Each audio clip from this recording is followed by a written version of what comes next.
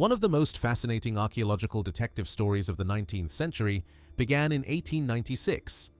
That year, the German archaeologist Adolf Furtwängler, today remembered not only as a pioneering scholar, but also as the father of the famous conductor Wilhelm Furtwängler, made an extraordinary breakthrough. While studying a collection of ancient Roman reliefs, he noticed that sculptures housed hundreds of kilometers apart shared striking artistic characteristics. One group was displayed in the Louvre Museum in Paris, while the other had long been exhibited in Munich's Glyptothek. Because their artistic styles and subjects seemed so different, scholars had always treated them as parts of separate monuments. Furtwängler suspected otherwise. His insight proved to be correct. The reliefs once belonged to the same monumental structure, now known as the Ara of Domitius Ahenobarbus, one of the most important political monuments created during the final century of the Roman Republic. More than a masterpiece of Roman art, this monument offers a remarkable window into the political tensions that would eventually erupt into decades of civil conflict. Its imagery reflects debates over land ownership, the changing balance between countryside and city, and the growing struggle for political power that defined the Gracchian era. The reliefs preserved in Munich are dominated by scenes from mythology. At the center appears a Triton, the legendary sea creature with the upper body of a man and the tail of a fish. Alongside another Triton, he pulls a chariot across the waves. Riding in the chariot are a bearded male figure with his chest uncovered and a woman whose head is covered by a veil. Additional figures, including a sea goddess carrying a torch while riding a marine creature, make the meaning of the scene unmistakable. This is the marriage of Neptune, the Roman god of the sea, and his bride Salacia, the Roman equivalent of the Greek Amphitrite. The relief celebrates a divine wedding, a familiar theme in classical mythology. At first glance, the mythological scene appears straightforward. The real puzzle lies in explaining why it stood beside a completely different relief, now housed in the Louvre. Unlike the sea wedding, this second panel depicts an unmistakably Roman civic ceremony rather than a legendary event. Understanding how these two subjects belong together has challenged historians for more than a century. The Paris relief presents a solemn religious ritual. At its center stands a Roman official dressed in a toga, carefully pouring a liquid offering over an altar from a shallow bowl. His toga is drawn over the back of his head, the traditional posture of someone conducting a sacred sacrifice. Nearby attendants assist with the ceremony by carrying ritual vessels, while musicians perform as part of the religious proceedings. Standing beside the altar is another imposing figure clad in full military armor. Equipped with a helmet, shield, spear, sword, breastplate, and cloak, he watches the ritual as three sacrificial animals approach the altar: a bull, a ram, and a boar. This trio immediately identifies the ceremony as a sueveterilia, one of Rome's most important. Purification sacrifices. Such rituals were commonly dedicated to Mars, the god of war, and were performed to cleanse either a community or a particular piece of land. For this reason, the armored figure is widely understood to represent Mars himself, witnessing the offering made in his honor. The first scholar to fully explain the significance of this scene was Alfred von Domaszewski. In the early 20th century, he argued that the relief portrays the Roman census, the official registration of citizens conducted every 5 years by the censors on the Campus Martius. During this process, Roman citizens were classified according to their wealth, determining both their political status and their military obligations. The ceremony traditionally concluded with the purification sacrifice shown on the relief. Domaszewski's interpretation quickly became the standard explanation and has remained highly influential ever since. Even so, not every detail fits as neatly as it first appears. Several figures continue to provoke debate, especially a seated man positioned at the far left of the composition. Wearing a toga, he bends over an open writing tablet as though recording information. Early scholars naturally identified him as a government clerk responsible for writing down the names and details of Roman citizens. For decades, this interpretation was accepted almost without question. Later researchers began to challenge that assumption. Some proposed that he represented an official responsible for administering the census oath, while others argued that he might actually be one of the censors personally recording the results. Yet neither explanation fully resolved the inconsistencies visible in the relief. A closer examination eventually revealed a small but decisive clue. The seated official is not wearing ordinary footwear. Instead, he wears the distinctive high-laced shoes reserved for members of Rome's senatorial elite. Footwear that could only be worn by men who had already served in high-ranking magistracies, such as praetor, consul, or curule aedile. This detail completely changes his identity. Rather than being an ordinary public secretary, he must belong to the highest political class of the Roman Republic. What first seemed to be a minor administrative figure is, in fact, one of the monument's most distinguished participants, reminding us that even the smallest artistic details can completely transform our understanding of Roman history. The identity of the second seated official has sparked just as much debate as that of the writer. Early scholars such as Alfred von Domaszewski, Heinz Kahler, and Florian Stilp believed he was the official responsible for receiving the citizen's oath. According to this interpretation, the standing man before him is placing his hand against his chest while swearing that the information he provides is truthful. Not everyone agreed with that conclusion. Ferdinando Castagnoli suggested that the seated figure represented the local official of the citizens' district, although ancient. Written sources offer little support for such a role in this context. Mario Torelli proposed an even more ambitious interpretation, arguing that the man was actually one of the Roman censors, assigning the citizen to his military class by placing a hand upon him. Modern research, however, raises serious objections to this idea.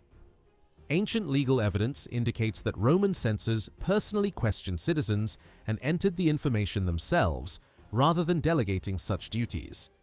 Even more damaging is the evidence provided by the clothing. Careful examination of the footwear shows that the supposed censor is not wearing the distinctive shoes reserved for senior senators, while the writer seated farther to the left clearly is. If status is reflected by dress, as it almost always was in Roman public art, the hierarchy has been completely misunderstood. The writer occupies the higher social position, making it extremely unlikely that the other seated figure is the censor. The relief also includes another important group that has attracted enormous attention: 5 soldiers arranged on either side of the composition. 2 stand on the left, while 3 appear on the right. 4 are infantrymen, and 1 is mounted on horseback. Ever since the monument was first studied, historians have wondered whether this arrangement reflects the organization of the Roman army itself. The idea is tempting because the Roman military of the 2nd century BCE divided citizens into several infantry categories, along with a separate cavalry class. This system was described in detail by the Greek historian Polybius, whose account has often been used to help date the monument. If the relief mirrors that military structure, it would point toward the middle or late 2nd century BCE. Another intriguing figure stands quietly in the background on the right side of the relief. Like several others, he wears a toga, but it is arranged in an unusual fashion. Instead of hanging normally across the shoulder, part of the garment is wrapped tightly around his waist, while another section covers the back of his head. This distinctive style, known as the cinctus gabinus, was reserved for very specific sacred ceremonies. Ancient authors describe it as ceremonial attire worn only during important religious rituals. The artist clearly intended this figure to stand apart from everyone else. His importance is emphasized even further by the object resting on his shoulder, a military standard known as a vexillum. This combination of ritual clothing and military symbolism suggests that he fulfilled a highly significant ceremonial role, although exactly what that role was remains uncertain. Despite more than a century of research, the Paris relief continues to present 2 major mysteries. The first concerns its date. The second concerns the sequence of events shown across the composition. While many scholars agree that the relief depicts the Roman census, identifying the exact census and the officials involved has proven remarkably difficult. One popular approach has been to compare the relief with the famous military reforms traditionally associated with Gaius Marius in 107 BCE. According to the older interpretation, Marius transformed the Roman army by recruiting citizens without property, making the traditional wealth-based census largely irrelevant for military service. If that were true, the relief would almost certainly have to predate those reforms. More recent historians, however, have challenged this assumption. Careful examination of the ancient sources suggests that the so-called Marian reforms did not suddenly replace the older military system. Poor citizens had already been recruited before 107 BCE, and the census continued to play an important role afterward. As a result, the soldiers shown on the relief no longer provide the reliable dating evidence they once seemed to offer. Some researchers point to the coexistence of cavalry and infantry as evidence for an earlier date. Others argue that the standardized equipment of the infantry better reflects the later Roman army, and that the sculptor deliberately portrayed an idealized vision of traditional Roman military virtues. Each interpretation supports a different chronology, leaving the question unresolved. The companion relief in Munich has complicated matters even further. Because it depicts Neptune and Sellasia, many scholars initially assumed that the monument celebrated a naval victory, and therefore searched for Roman censors connected with successful sea campaigns during the late 2nd or early 1st century BCE. Yet this explanation has gradually lost support. Specialists in Roman art have pointed out that victories at sea were normally represented through entirely different visual symbols. A divine marriage seems poorly suited to commemorate a military triumph. Instead, the scene may emphasize the ancestry of the individual who commissioned the monument, perhaps claiming a symbolic relationship with Neptune. Others believe the marriage simply represents renewal, prosperity, or a fresh political beginning rather than any specific historical event.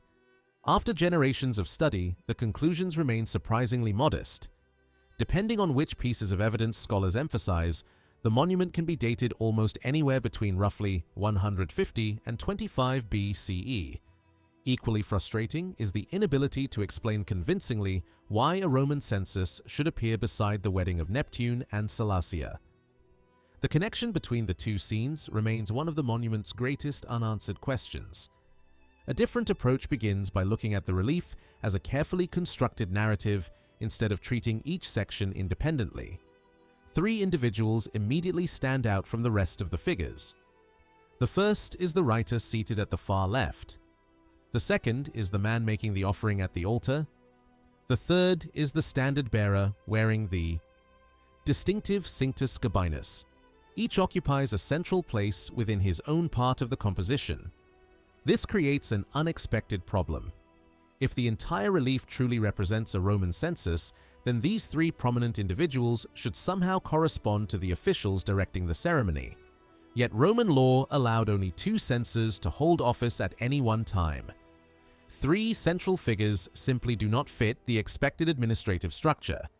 To solve this contradiction, scholars have proposed several complicated theories. Some argue that the same censor appears repeatedly in different moments of the ceremony, while others believe the two censors are represented multiple times throughout the relief. Neither explanation, however, fully accounts for every detail. The writer offers perhaps the clearest example. His footwear identifies him as a member of Rome's highest social ranks, possibly even someone who had already held one of the prestigious curule magistracies. Yet another overlooked detail is equally revealing: the chair on which he sits. Rather than occupying the famous curule chair reserved for Rome's highest magistrates, he sits on a simple stool with straight-turned legs and a cushion. Roman artists consistently portrayed curule chairs with elegant crossed and curved legs, making them instantly recognizable. Nothing about the writer's seat resembles that official symbol of authority. Taken together, the evidence points toward a straightforward conclusion. The writer was unquestionably an elite Roman senator and an important participant in the ceremony, but he was almost certainly not one of the serving censors. The same reasoning applies to the man performing the sacrifice. His footwear differs completely from that of the writer. Instead of wearing the prestigious senatorial shoes expected of a former consul or praetor, he appears in simple sandals. This seemingly minor detail has major consequences. Since anyone serving as censor would already have passed through Rome's highest magistracies, he would automatically possess the right to wear senatorial footwear. The absence of those shoes strongly suggests that the man pouring the libation cannot be a censor either. Nor can he be the same individual as the writer shown earlier in the relief, since there is no convincing reason why the same person would appear in completely different official dress during the same ceremonial sequence. These observations force us to reconsider the entire interpretation of the monument. Details that once appeared insignificant, the shape of a chair, the style of a pair of shoes, or the way a toga is draped, may ultimately prove more important than the larger ceremonial scene itself. Rather than confirming the traditional explanation, they suggest that the relief preserves a far more complex political message than scholars originally imagined. The final key figure is the man carrying the military standard, or vexillum.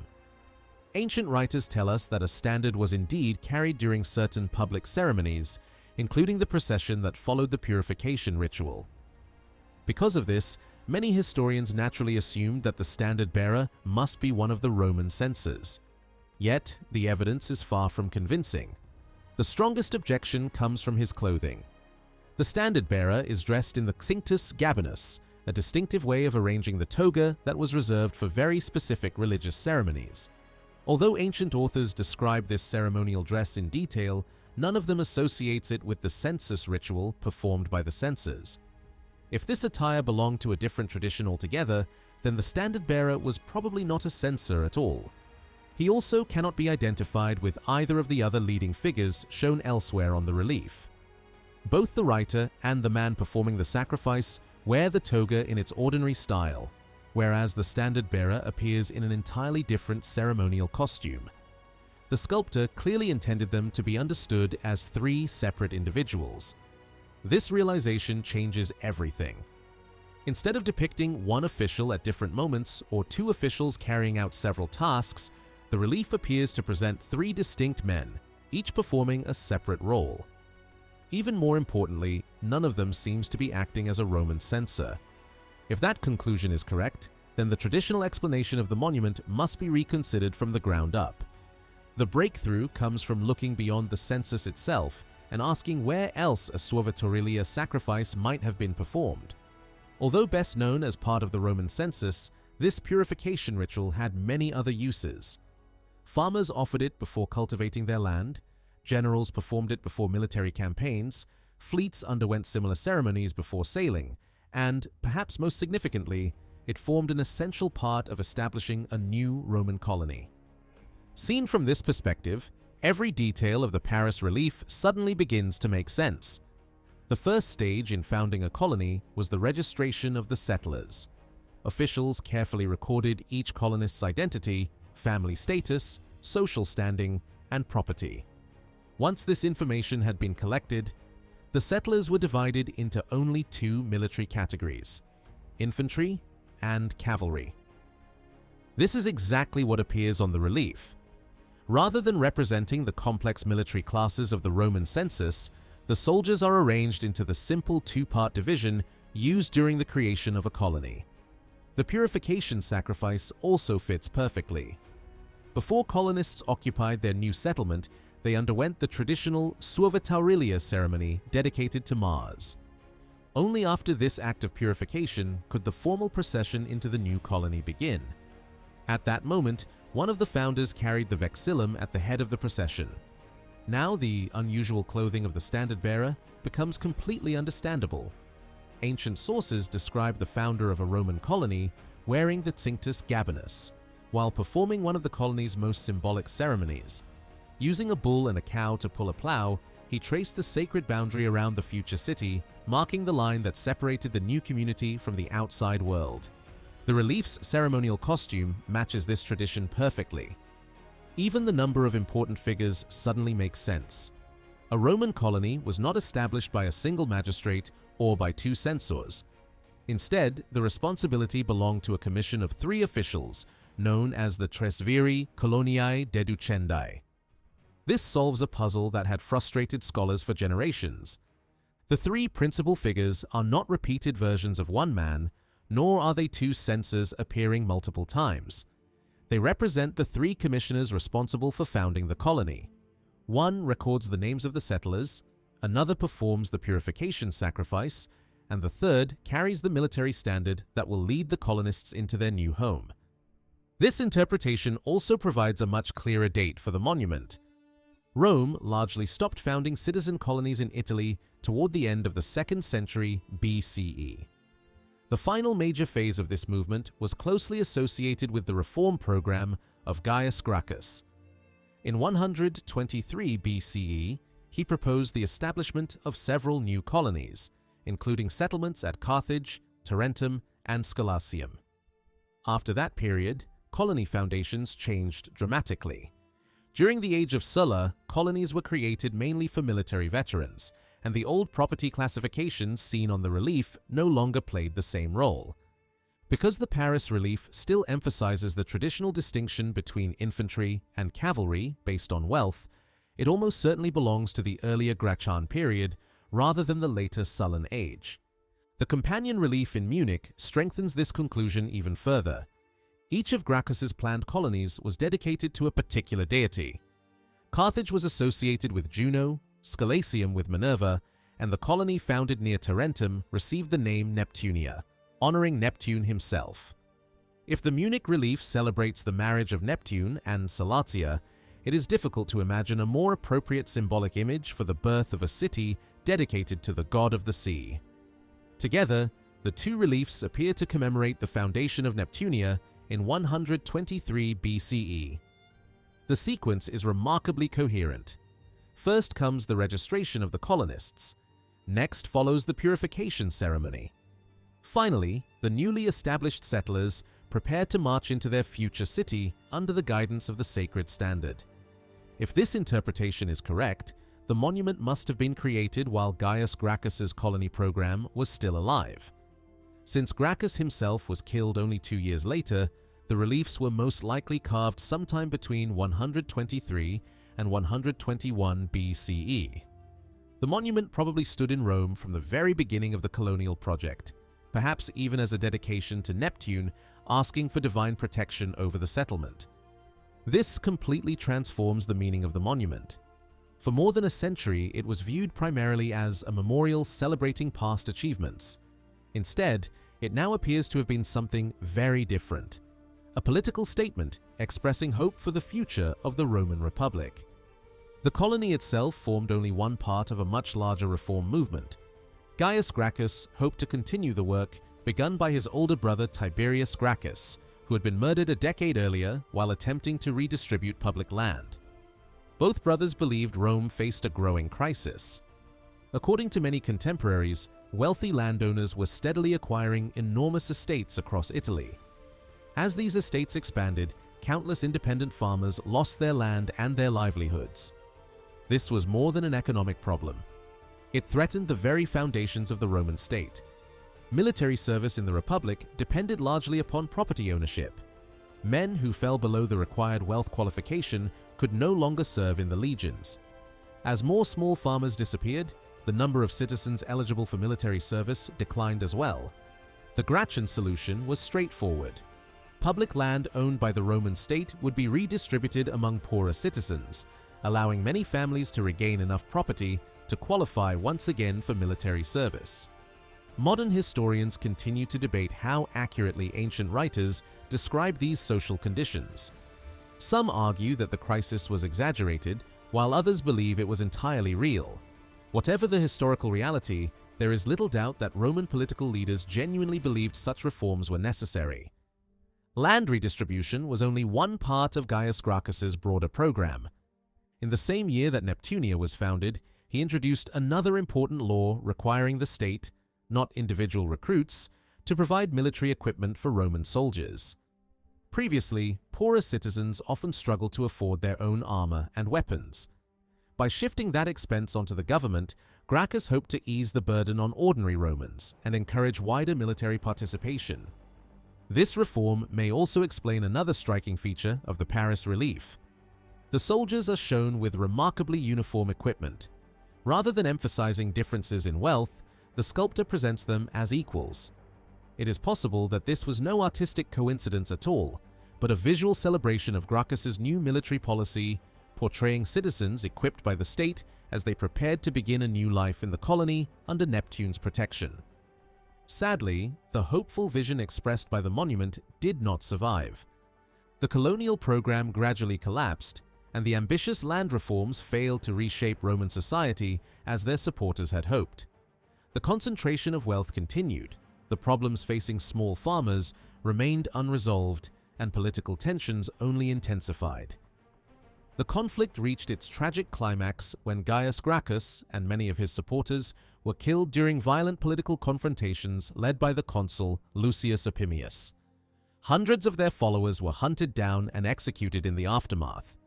Their defeat marked far more than the failure of a single reform movement.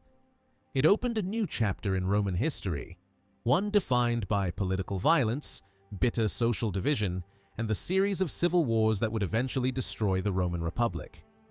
To understand why these reforms failed and why Roman society proved unable to solve the problems the Gracchi identified, we must look even further back into the 2nd century BCE.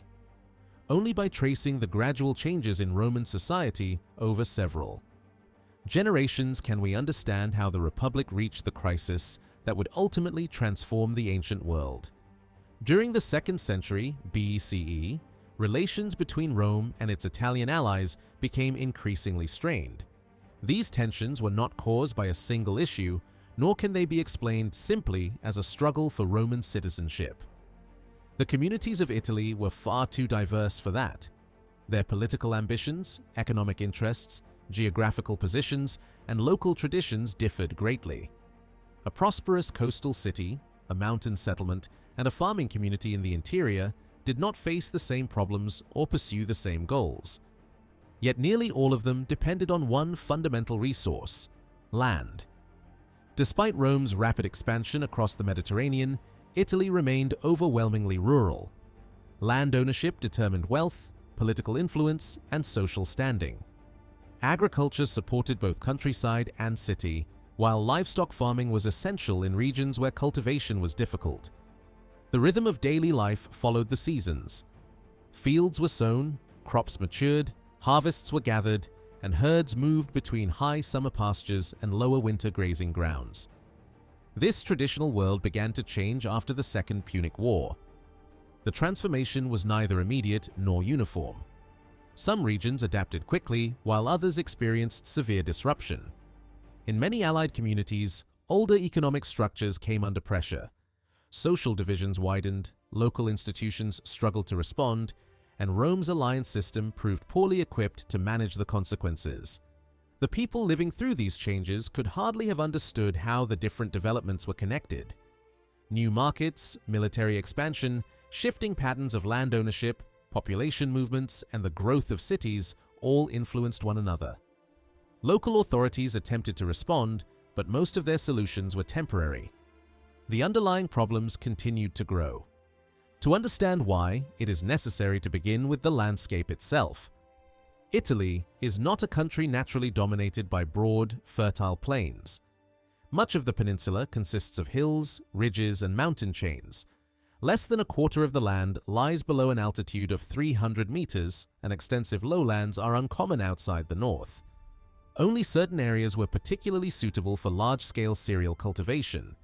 These included the Po Valley, parts of Lombardy, the coastal plains stretching from Liguria towards southern Latinum, the Arno Valley, sections of Umbria and Tuscany, the wider portions of the Tiber Valley, the rich plains of Campania, several plateaus in the central Apennines, river valleys along the Adriatic coast, the Tavoliere in Apulia, and some lowlands in the south. Rainfall also varied considerably. Northern and western Italy generally received more rain than the south and east. In southern regions, most rainfall came during winter, while the north experienced heavier rain in spring and autumn. These seasonal differences shaped the kind of agriculture that could succeed in each region. During the Roman period, the Po Valley and fertile areas of Etruria, Campania, and Apulia became especially important for grain production. Much of the remaining land, however, stood too high or proved too dry for vineyards and olive groves. Such terrain was better suited to grazing. For the ordinary farmer, survival often depended on careful calculation. A single estate might combine grain fields, vines, olive trees, vegetable gardens, and livestock. This diversity reduced risk, but it could not eliminate it. In many parts of Italy, producing large surpluses was extremely difficult. A prolonged drought or a failed harvest could destroy years of work and place entire communities in danger. The physical geography of Italy therefore created an important division between two economic worlds. The uplands were dominated by herding and seasonal movement. The plains and river valleys were more suitable for permanent cultivation. Farmers adapted their methods to the terrain. Light plows were used in thinner soils, while heavier plows drawn by oxen worked the richer fields. Iron tools allowed more specialized tasks, and complex drainage and irrigation systems helped reclaim marshy or waterlogged land. Most farms did not concentrate on a single product. Grain, olives, vines, vegetables, and animals were often raised together. Large areas devoted exclusively to wine or olive oil remained relatively uncommon. Mixed agriculture was safer and allowed farmers to supply both their own households and nearby markets. This agricultural world is reflected in Roman farming manuals, beginning with Cato the Elder's De Agricultura, written around the middle of the 2nd century BCE. These works were composed from the perspective of wealthy landowners, but they reveal a system increasingly concerned with planning, specialization, efficiency, and profit. The expanding cities of Italy gradually changed what farmers produced and how they organized their estates. No city had a greater impact than Rome. As the capital's population grew, its demand for food and everyday goods became enormous.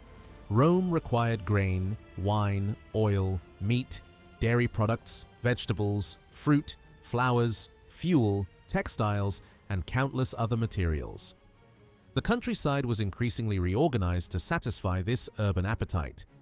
The areas closest to the city specialized in goods that could not survive long journeys.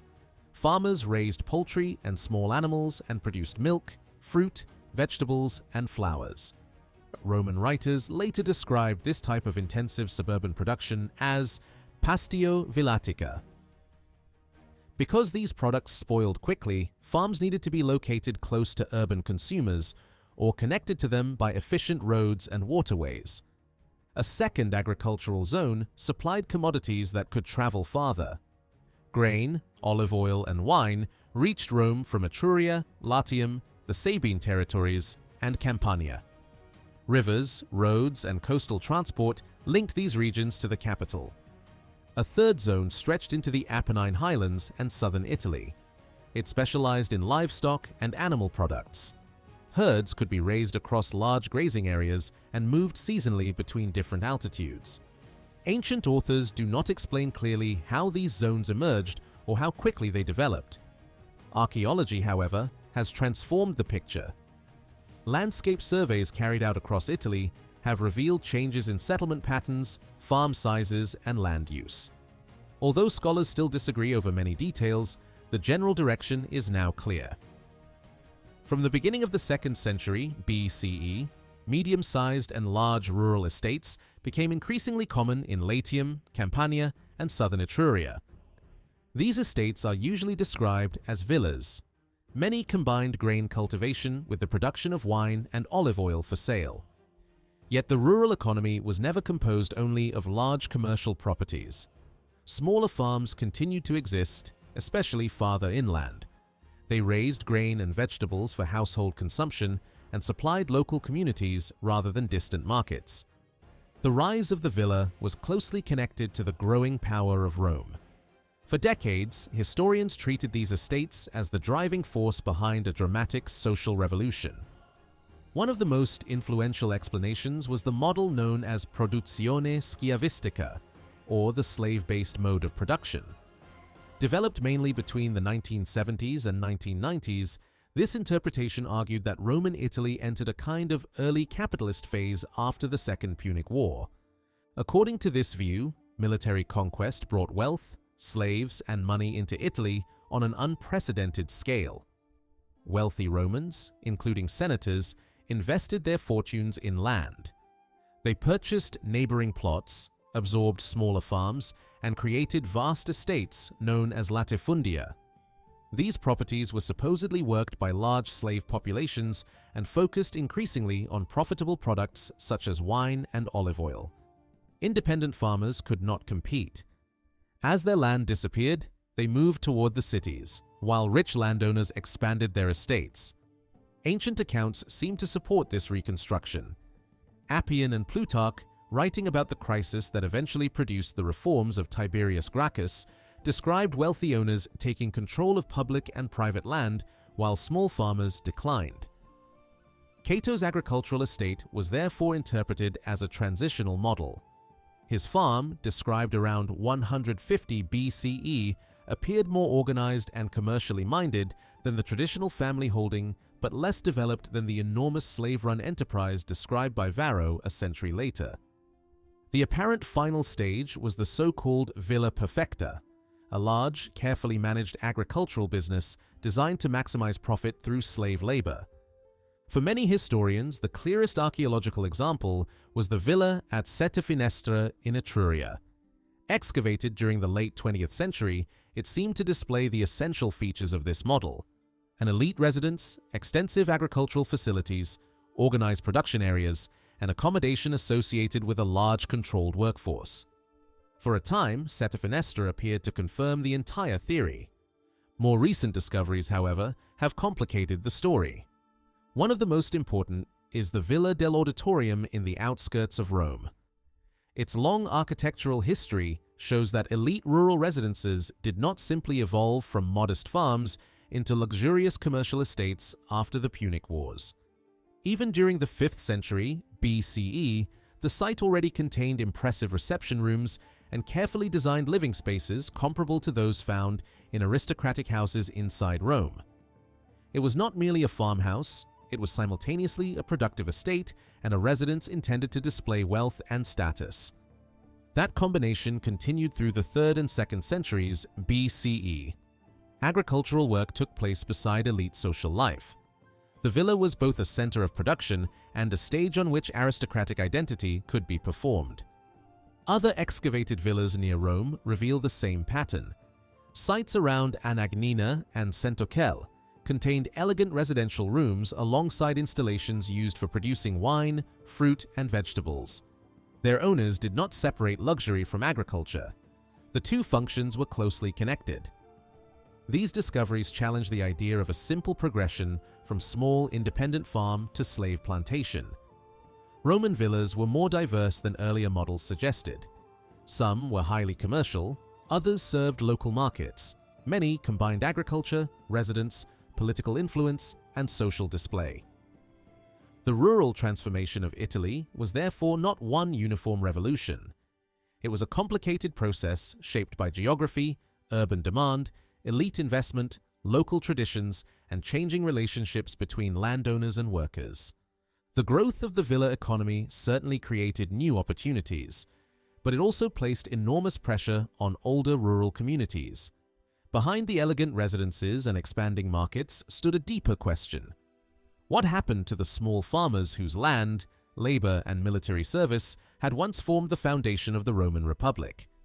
The villas surrounding Rome were not simple farmhouses that gradually became aristocratic estates only after the Second Punic War. Archaeological evidence now suggests that they had been woven into the lifestyle of Rome's ruling families from the earliest centuries of the Republic. What changed during the 2nd and 1st centuries BCE was not the basic nature of the villa, but its scale. Elite families expanded their country residences, added grand reception rooms, and transformed them into visible statements of wealth and authority. Agriculture remained important, but these estates were also places where status was displayed, alliances were maintained, and political influence was strengthened. The economic transformation of rural Italy therefore did not sweep away the older social order. Instead, it developed inside the existing networks of families, dependents, neighbors, and local communities. Cato. The elder's agricultural advice reveals how this system worked. A wealthy estate might rely on slaves throughout the year, but during demanding seasons such as the grain or olive harvest, the owner was expected to hire additional free laborers.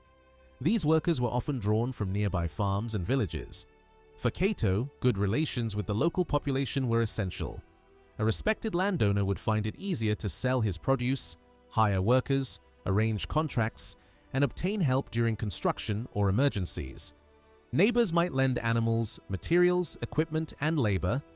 In return, the powerful villa owner could provide employment, protection, opportunities, and assistance. The villa was therefore not an isolated slave plantation surrounded by a hostile countryside. It stood at the center of a complex web of social obligations. By presenting himself as a generous and reliable neighbor, the landowner strengthened his family's influence over the region.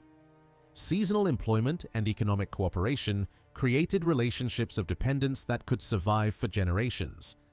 The authority of the rural elite rested not only on owning land and slaves, but also on maintaining the loyalty of free farmers and laborers living nearby.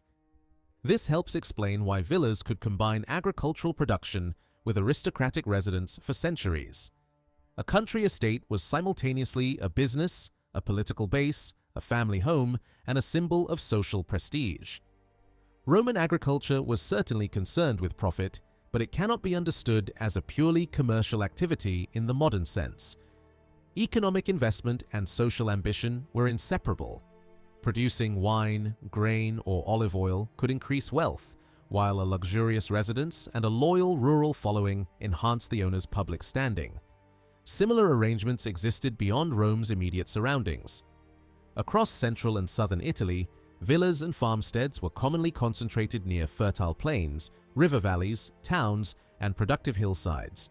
Yet there was no single model that dominated the entire peninsula.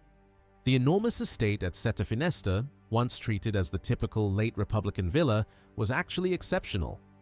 Estates of this size and organization appeared only in particular regions and under favorable conditions.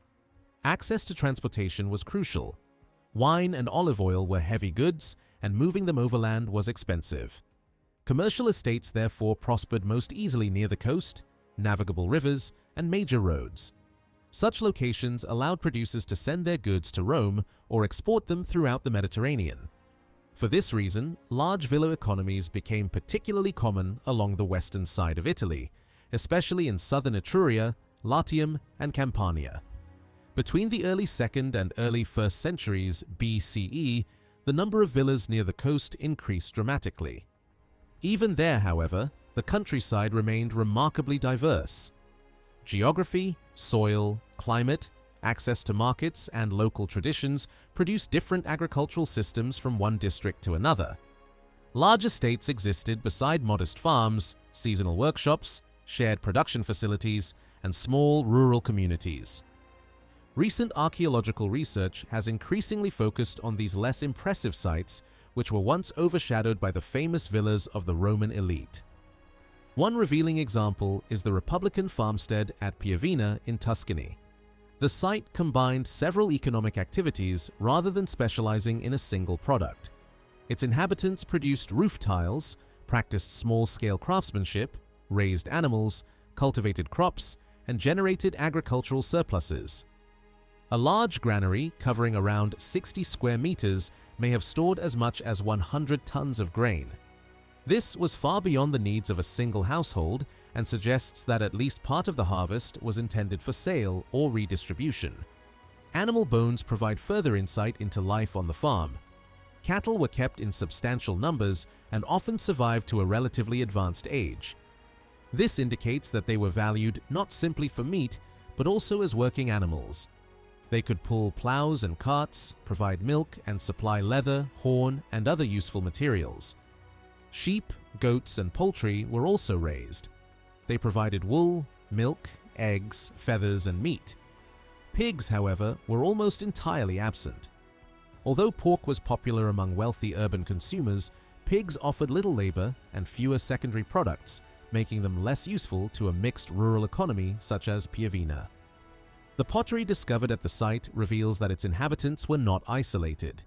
Most vessels were produced locally or regionally, but some amphorae and fine tableware came from Campania.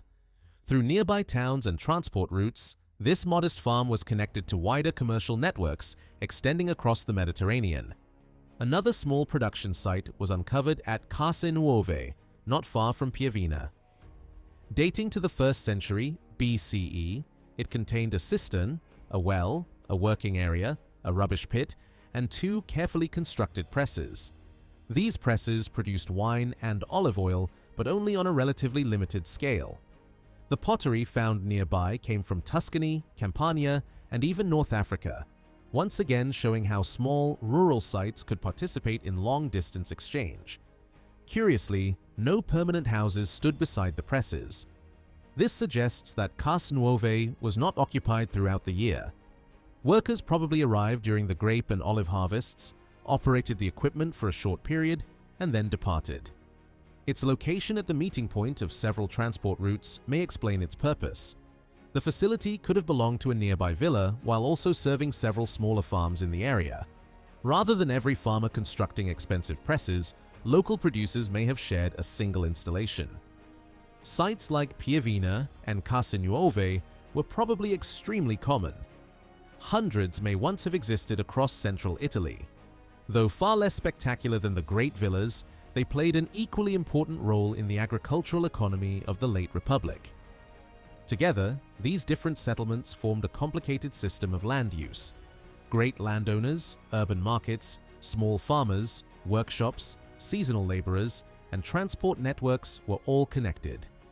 Wealthy Romans often owned several estates in different regions. They moved between them according to the seasons, the agricultural calendar, and their political obligations. One residence might be used during the grape harvest, another during the summer, and another when business required the owner to remain close to Rome. Their farms depended on a mixed labor force. Slaves performed many permanent tasks, but seasonal work often required additional laborers.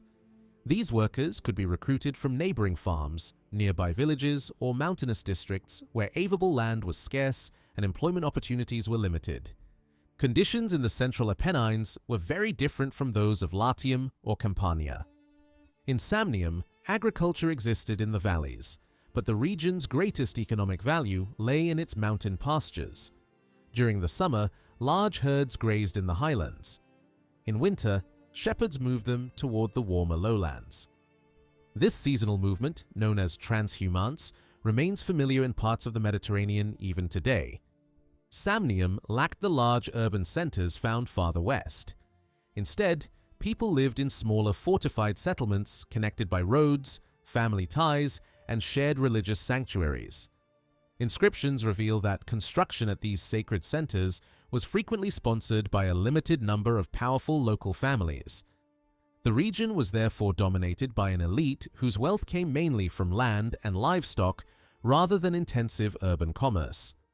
Similar conditions prevailed in the interior of Lucania, Apulia, and Bruttium. Sheep and goats formed the majority of the migrating herds. Their movement linked mountain communities with lowland markets and created economic relationships across great distances. This contrast would become extremely important during the final century of the Republic. Central Italy contained increasingly specialized farms and densely settled urban zones, while much of the south depended on enormous mobile herds controlled by landowning elites. These different economic worlds competed for land, labor, roads, and political influence. At the same time, Italy was undergoing another major transformation: rapid urbanization. During the 2nd century BCE, many older settlements disappeared, but new towns were founded and existing centers expanded. This process was especially powerful in central and northern Italy. The physical appearance of cities changed dramatically.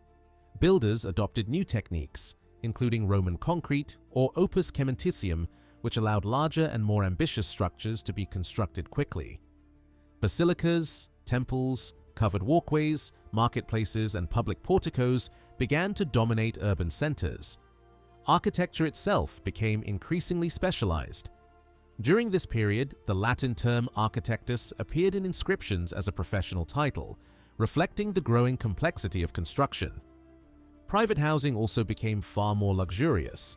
Wealthy families decorated their homes with elaborate architectural features, imported stone, colorful wall paintings, and mosaics. Urban residences became another arena in which aristocrats competed for prestige. Rome was the most spectacular example of this building revolution. Even during the 3rd century BCE, successful generals and wealthy families had used the profits of war and agriculture to finance temples and private houses. After the Second Punic War, however, the scale of construction became unprecedented. The city invested not only in temples but also in practical infrastructure. New basilicas provided spaces for law, commerce, administration, and political activity. Roads, public spaces, markets, and monumental buildings reshaped the capital. Yet urban growth was distributed unevenly across Italy. The western side of the peninsula contained a much denser network of major cities than the east.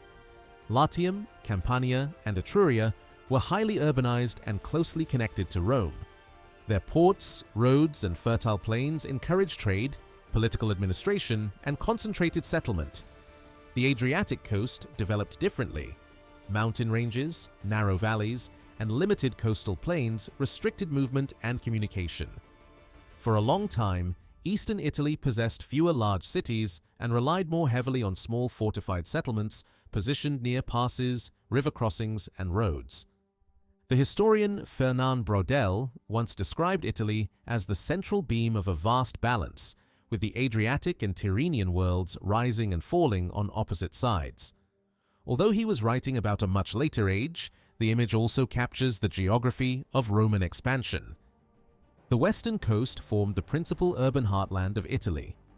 Only around Ariminum, modern Rimini, did the landscape open through the Apennines toward the broad plains of northern Italy.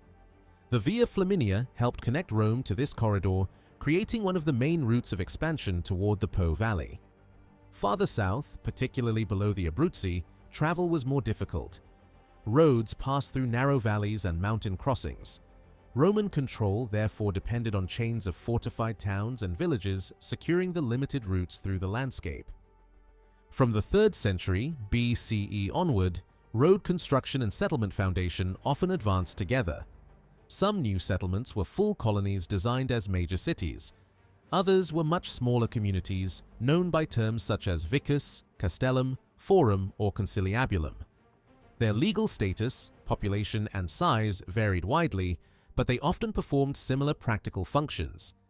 They served as marketplaces, administrative centers, meeting places, and points of communication between the countryside and the Roman state. By the 1st century BCE, these settlements formed an increasingly dense network across much of Italy. Even small communities became essential nodes connecting isolated farms, wealthy estates, regional towns, and long-distance trade routes. The countryside and the city were therefore not separate worlds. Each depended upon the other. Villas required urban consumers, roads, labor, and markets. Cities depended on rural producers for food, raw materials, taxes, and military recruits. It was within this deeply interconnected system that the social conflicts of the late Republic developed. The growth of cities, expansion of elite estates, mobility of livestock, and survival of small farms all placed competing demands on the same land and population. What appeared to be economic progress for some communities could mean displacement, dependency, or impoverishment for others. From the middle of the 2nd century BCE onward, the urban landscape of Italy began to change at remarkable speed. New settlements appeared, older towns expanded, and local elites poured increasing amounts of wealth into the improvement of their communities. The scale of this transformation can be measured in stone. Between the 2nd and late 1st centuries BCE, at least 62 Italian cities received new porticos, roads, or bridges. Markets and storage buildings appeared in 11 cities, town halls in 12, basilicas in 26, and public baths in 29. These projects were not distributed evenly across the peninsula. The greatest concentration lay west of the Apennines, particularly in the prosperous corridor stretching from southern Etruria to southern Campania. Theaters and amphitheaters also became increasingly common.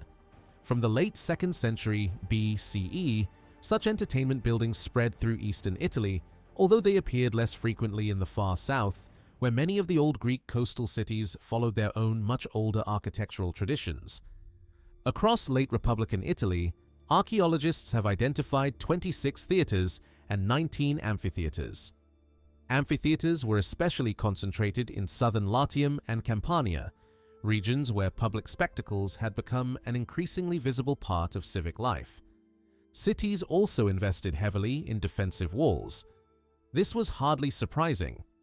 From the early 1st century BCE onward, Italy experienced repeated civil wars, rebellions, political violence, and military occupation.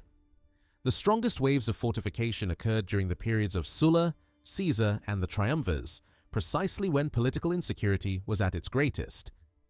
Urban construction was therefore never simply about beauty. A portico could display civic pride, a basilica could strengthen local government, a theater could enhance public prestige, and a wall could determine whether a city survived the next conflict. Yet the word urbanization can easily hide the enormous variety of this process. Late Republican Italy contained Roman colonies, allied towns, international ports, regional markets, fortified hill settlements, and small administrative centers. Some cities prospered through maritime trade, others through agriculture, military strategy, political patronage, or control of important roads. The contrasting histories of Terracina, Puteoli, Aquileia, Aletrium, and Iguvium reveal just how different the transformation of an Italian town could be. South of Rome, where the mountains approached the Tyrrhenian coast beside the Pontine marshes, stood the Roman colony of Terracina, modern Terracina.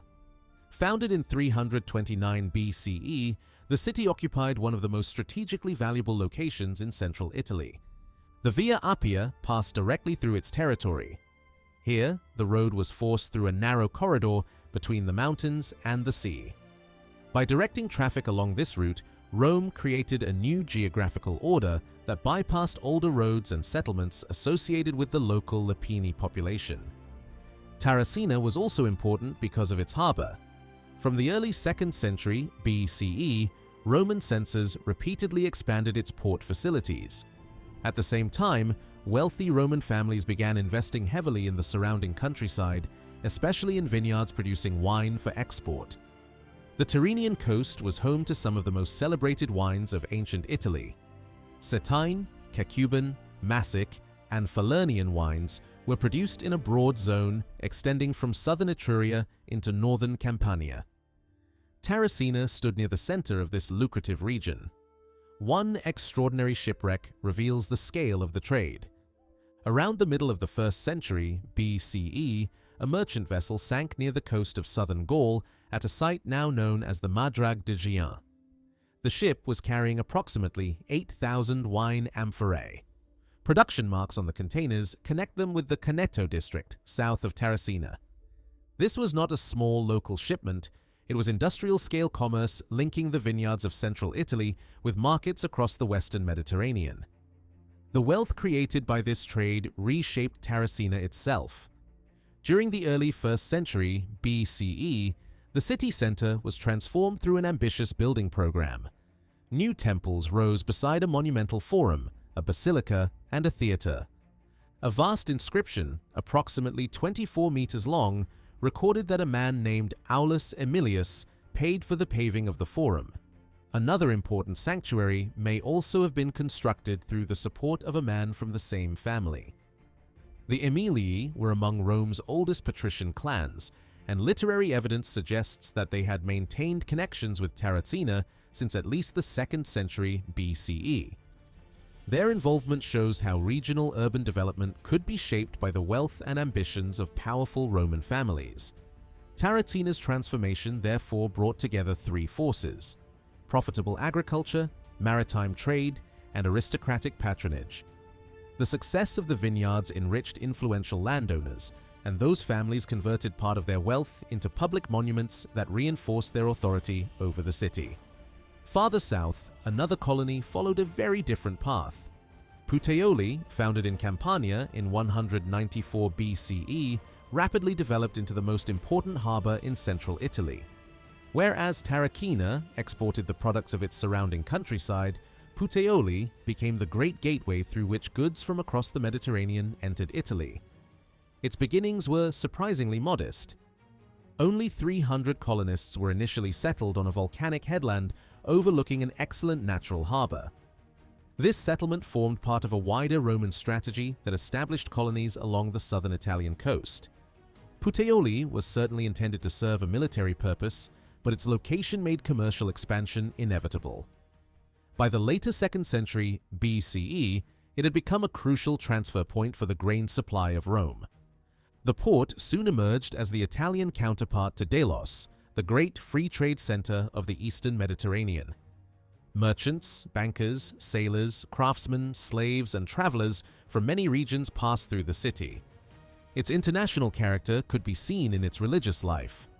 Temples and cult associations dedicated to Egyptian and Eastern deities appeared beside traditional Roman institutions, reflecting the diverse origins of the commercial population. Much of what is known about late Republican Puteoli comes from inscriptions, archaeology, and the writings of Cicero. In his speeches against Gaius Verus in 70 BCE, Cicero referred repeatedly to wealthy citizens of Puteoli who had suffered from the governor's corruption and exploitation. His connection with the city became even stronger after 56 BCE when he acquired property near Cumae. Through Cicero's correspondence, several members of the local business community emerge as recognizable individuals. One was Gaius Vestorius, a banker, landowner, and property investor active throughout the Phlegraean fields. Ancient references suggest that he may also have established a dye-producing enterprise whose products were shipped as far as Gaul. A shipwreck discovered near Massalia, modern Marseille, appears to confirm that these products were exported during the 1st century BCE. Puteoli did export goods, but imports remained the foundation of its prosperity. Strabo later observed that ships arriving from Alexandria carried far heavier cargoes than those leaving Italy in the opposite direction. Grain, enslaved people, luxury products, spices, textiles, and valuable goods from the eastern Mediterranean entered the Italian market through the port. Cicero's accounts create a vivid image of Puteolan merchants operating across dangerous seas and politically unstable territories. These businessmen could make enormous profits, but they were also vulnerable to piracy, corrupt governors, confiscation, and violence. One such merchant was Publius Granius, a member of a family whose commercial activity is also recorded in inscriptions from Delos. His family formed part of a network connecting Italian ports with the great markets of the Aegean. Another important figure was the banker Cluvius. At his death, he left Cicero a villa near Puteoli known as the Horti Cluviani. His property also included smaller estates and shops that generated income through rent. Cluvius participated in financial operations on behalf of Pompey, while inscriptions from Delos mention a slave belonging to a man of the same name. These connections reveal the international reach of Puteoli's commercial elite. By the late 2nd and 1st centuries BCE, the city was dominated by families deeply involved in banking, shipping, property, and long-distance trade. Their fortunes were linked with the great senatorial houses of Rome, and their wealth financed ambitious public construction.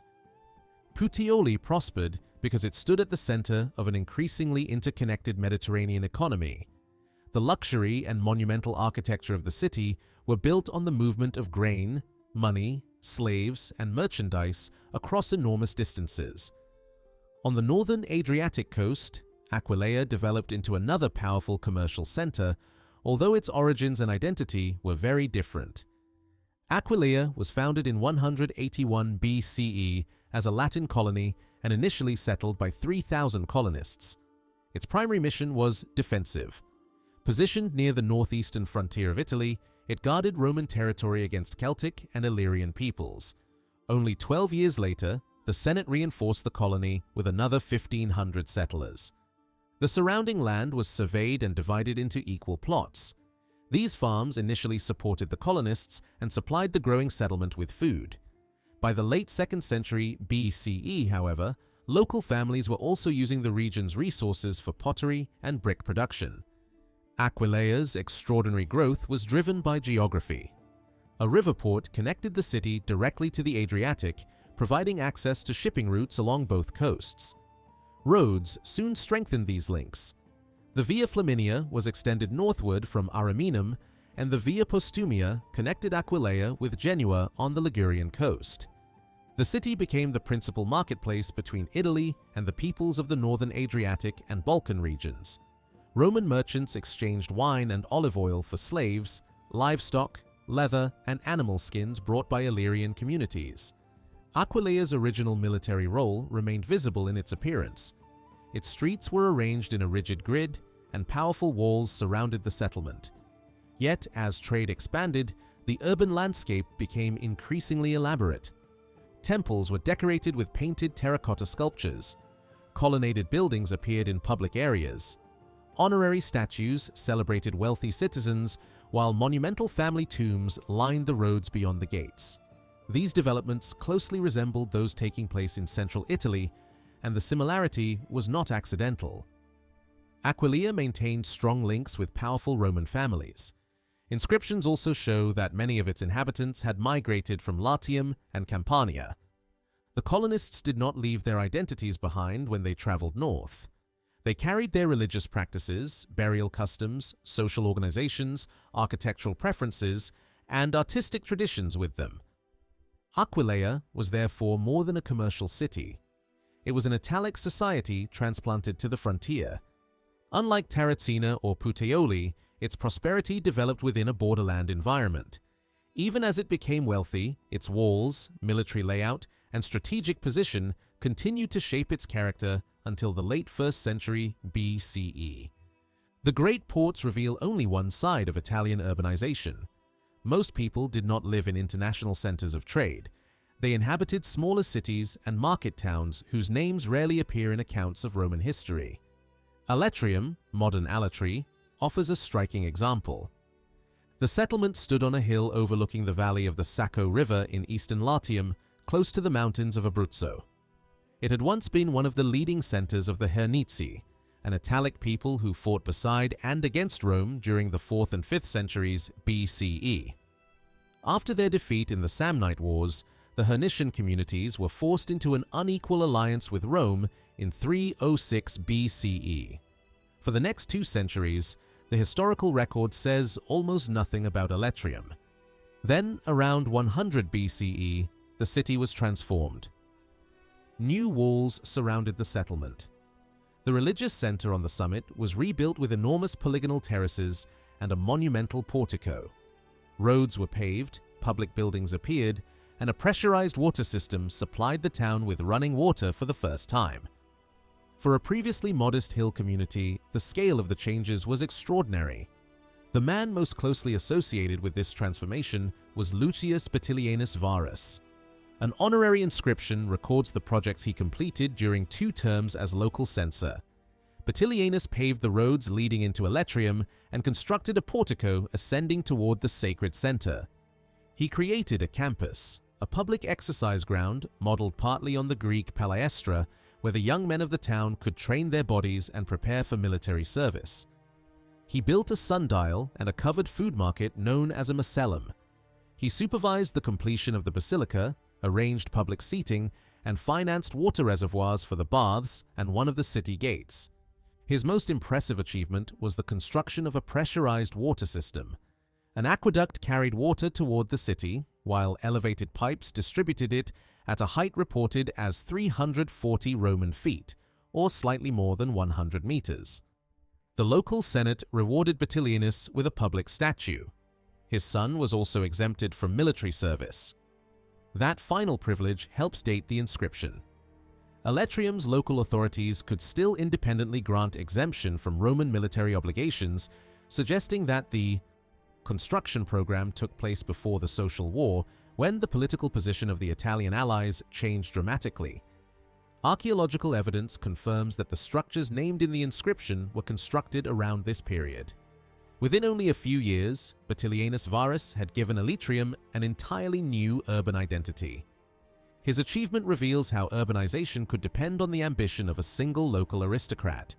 He used private wealth and public office to modernize the city, while the monuments he created preserved his family's name and influence. Aletrium was not becoming Rome, nor was it transforming into an international trading port. it was adopting selected elements of Roman civic life: basilicas, markets, exercise grounds, roads, waterworks, and public honors, while remaining a relatively small regional community. The Umbrian town of Iguvium, modern Gubbio, followed another path. Roman expansion had entered the surrounding region during the late 4th and 3rd centuries BCE. New municipalities and colonies were established across northeastern Etruria and Umbria, while roads pushed deeper into the Apennines. The greatest change came with the construction of the Via Flaminia in 220 BCE. This road crossed Umbrian territory and created new possibilities for travel, military movement, trade, and cultural contact. Yet Iguvium did not transform immediately. Several generations passed before the effects became visible in the town itself. Toward the end of the 2nd century BCE, a new residential district appeared just south of the older Umbrian settlement.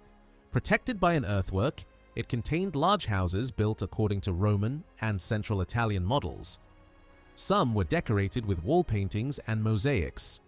Their layouts closely resembled the aristocratic houses of Campania, especially those known from Pompeii. During the 1st century BCE, similar homes appeared in the center of Iguvium.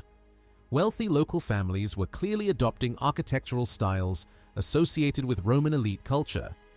Public buildings followed.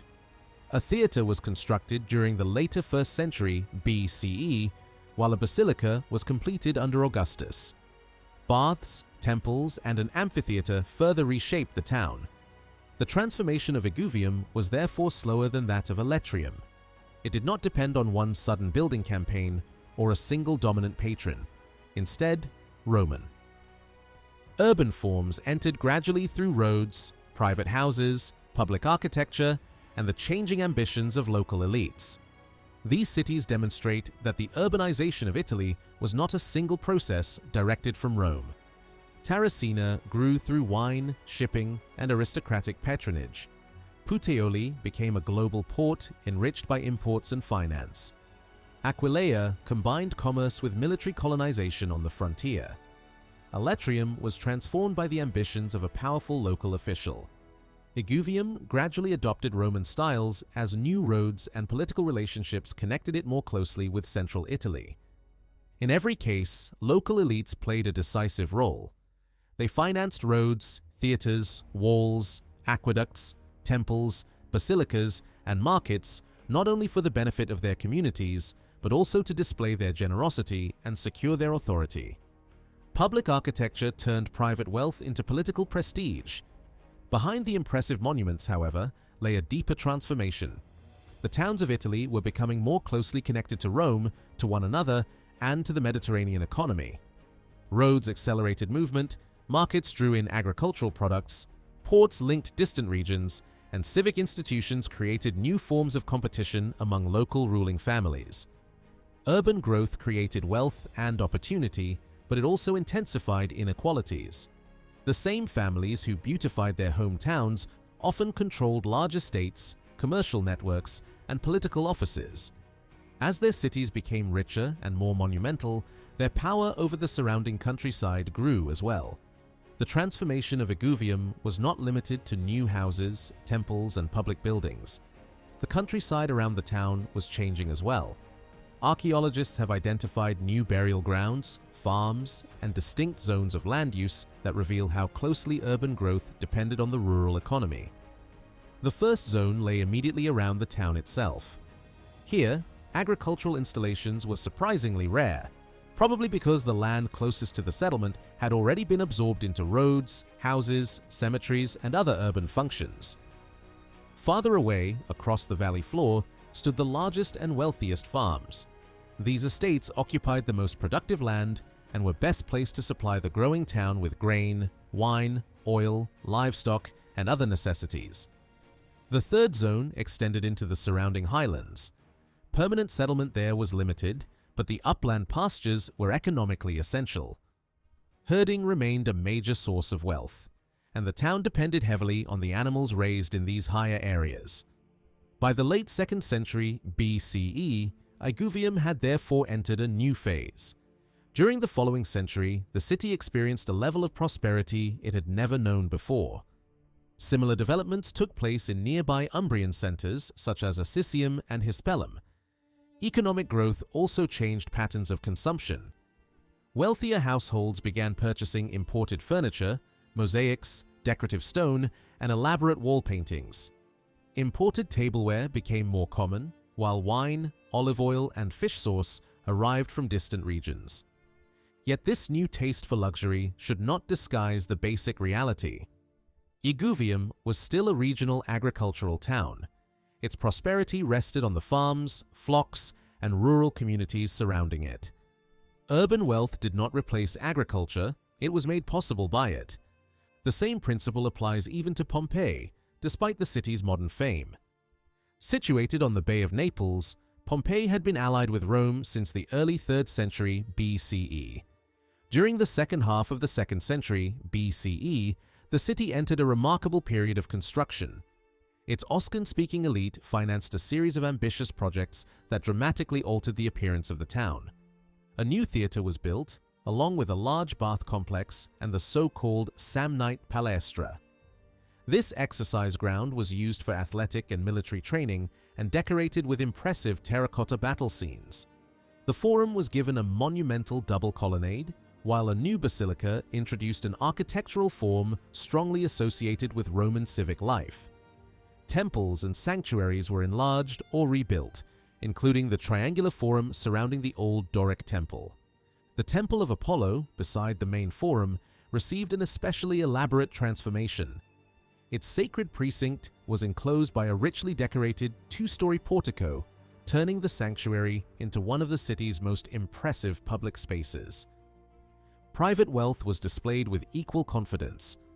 Aristocratic houses became larger and more luxurious, filled with mosaics, sculptures, painted walls, fountains, and spacious reception rooms. The most famous example is the House of the Faun, whose scale and decoration reveal the extraordinary ambitions of Pompeii's pre-Roman ruling families. A second turning point came after the Social War. Sulla established a colony for his veterans at Pompeii, and the balance of power within the city changed. New families entered the political elite, while older groups lost some of their influence. The cityscape preserves the consequences of this transition. Monumental tombs belonging to the new ruling class appeared outside the Herculaneum Gate. An amphitheater and a covered theater were also constructed, reflecting the social and cultural priorities of the colonial community. This second wave of building, however, did not last long. For much of the remaining 1st century BCE, Pompeii experienced relatively limited urban change. Some villas and townhouses were added, but no complete transformation took place until the reign of Augustus, when another major construction program began. Despite their differences, Pompeii and Iguvium belonged to the same broad type of urban society. Both were relatively small cities whose survival depended on the countryside around them. Their houses, markets, temples, and public buildings formed one part of the system. Farms, vineyards, grazing lands, and rural labor formed the other. Prosperity could emerge only when the two worked together. At the top of this system stood a narrow group of powerful families. These families lived in the city, held public office, financed construction, sponsored ceremonies, and interacted constantly with the urban population. Their political authority was displayed in public, but the foundations of their wealth lay outside the walls. Land remained the true source of status. The urban elite owned farms, vineyards, pasture, and rural estates in the surrounding territory. Agricultural income financed their townhouses, political careers, public donations, and luxurious lifestyles. The city gave them visibility and influence, while the countryside supplied the resources that made both possible. Southern Italy presents a somewhat different picture. In regions such as Hirpinia and Lucania, urban settlement was less dense than in Latium or Campania. Greek cities had existed along parts of the southern coast since the 8th and 7th centuries BCE, but the interior remained more thinly urbanized. Earlier, historians sometimes imagined that the south possessed an entirely different system of settlement. Recent archaeology has shown that this is too simple. Hirpinia contained substantial centers such as Eclanum and Abillenum, as well as smaller settlements including Melito Irpino and Frigento. Rural sanctuaries such as Rocca San Felice and unfortified communities such as Fiocaglia di Flumeri also prospered during the later 2nd century BCE. Local elites sponsored construction in these centers, just as they did elsewhere in Italy. They were organized through powerful family networks and invested in public buildings, sanctuaries, and civic infrastructure. The major difference was not the complete absence of towns, but their lower density. In southern Italy, urban centers were fewer and farther apart. Large stretches of territory remained dominated by villages, sanctuaries, estates, seasonal routes, and pastoral activity. This uneven pattern created serious challenges during the 2nd and 1st centuries BCE. Less urbanized regions had to adjust to new roads, markets, military demands, and patterns of land ownership. More developed cities faced other pressures: growing populations, expensive infrastructure, competition for property, and a widening gap between wealthy families and poorer residents. One visible feature of this transformation was the rapid spread of shops. From the 2nd century BCE onward, rows of tabernae appeared along streets, around forums, and beneath the facades of large houses. These spaces were used as workshops, shops, taverns, offices, or storage rooms. Many belonged to wealthy homeowners who rented them to craftsmen, merchants, and small entrepreneurs. A grand townhouse could therefore serve several functions at once. Its upper-class residents lived in the main rooms, while commercial premises facing the street generated regular income. This development reflects a new desire to extract value from urban property. Landowners were no longer investing only in farms or agricultural production. They increasingly viewed city buildings as sources of rent, credit, profit, and social power. The timing is significant. The archaeological rise of commercial urban property followed closely after the creation of a stable Roman silver currency at the end of the 3rd century BCE. As money circulated more widely, new forms of investment became possible. Houses, shops, workshops, and rented rooms could now be treated as financial assets. This process has an intriguing parallel in modern theories of urban development. The geographer David Harvey has argued that cities absorb surplus wealth by turning it into buildings, infrastructure, and property. According to his model, wealthy investors place money not only into production, but also into rentable real estate. Construction attracts laborers, traders, and small businesses who must then pay for access to the increasingly valuable urban space. As wages and rents rise, the demand for cheaper workers grows. Many of these people remain close to subsistence, while the city becomes more crowded and profitable land more difficult to find. The result is a cycle of rebuilding and displacement. Older neighborhoods are transformed, property changes hands, and urban space is repeatedly reorganized to create new opportunities for investment. Harvey describes this as a form of creative destruction. Late Republican Italy was not a capitalist society in the modern sense, but some of these patterns are clearly recognizable. The 1st century BCE provides abundant evidence for property speculation, rental income, money lending, and the buying and selling of urban buildings. Sulla, before becoming one of the most powerful men in Rome, spent part of his youth living in rented accommodation. Cicero owned houses and shops in Rome and Puteoli, some of which he rented to others. Marcus Licinius Crassus turned urban disaster into enormous profit. He maintained a specially trained group of roughly 500 enslaved builders and craftsmen. When fires damaged buildings in Rome, he purchased the properties at very low prices, repaired them using his own workforce, and then sold or rented them at a considerable profit. Such practices reveal a highly developed urban property market. Yet the Roman system differed fundamentally from modern speculative capitalism. The leading investors were not usually outsiders who had suddenly become rich. They were members of established landowning families whose authority rested on ancestry, office holding, rural estates, and long-standing social connections. They sought profit, but financial gain was only one part of their strategy. Equally important was what might be called social capital: loyalty, reputation, obligation, gratitude, and prestige. Wealthy Romans could transform money into political influence by spending it publicly. This practice is known as euergetism. A benefactor might finance games, distribute food, build a temple, repair a road, construct baths, provide water, or complete a basilica. Such generosity benefited the community, but it also bound the population to the donor. Every public building carried a message. It reminded citizens who had paid for it, which family deserved gratitude, and whose name should be remembered at elections, festivals, and public ceremonies. In this sense, the city absorbed private wealth and converted it into symbolic power. The elite helped create streets, markets, walls, temples, and water systems. In return, they received honors, statues, inscriptions, political support, and public loyalty. Urbanization was therefore not driven only by economic necessity. It was also shaped by rivalry among elite families competing to be seen as the greatest protectors of their communities. This combination of profit and public generosity lay at the heart of late Republican urban life.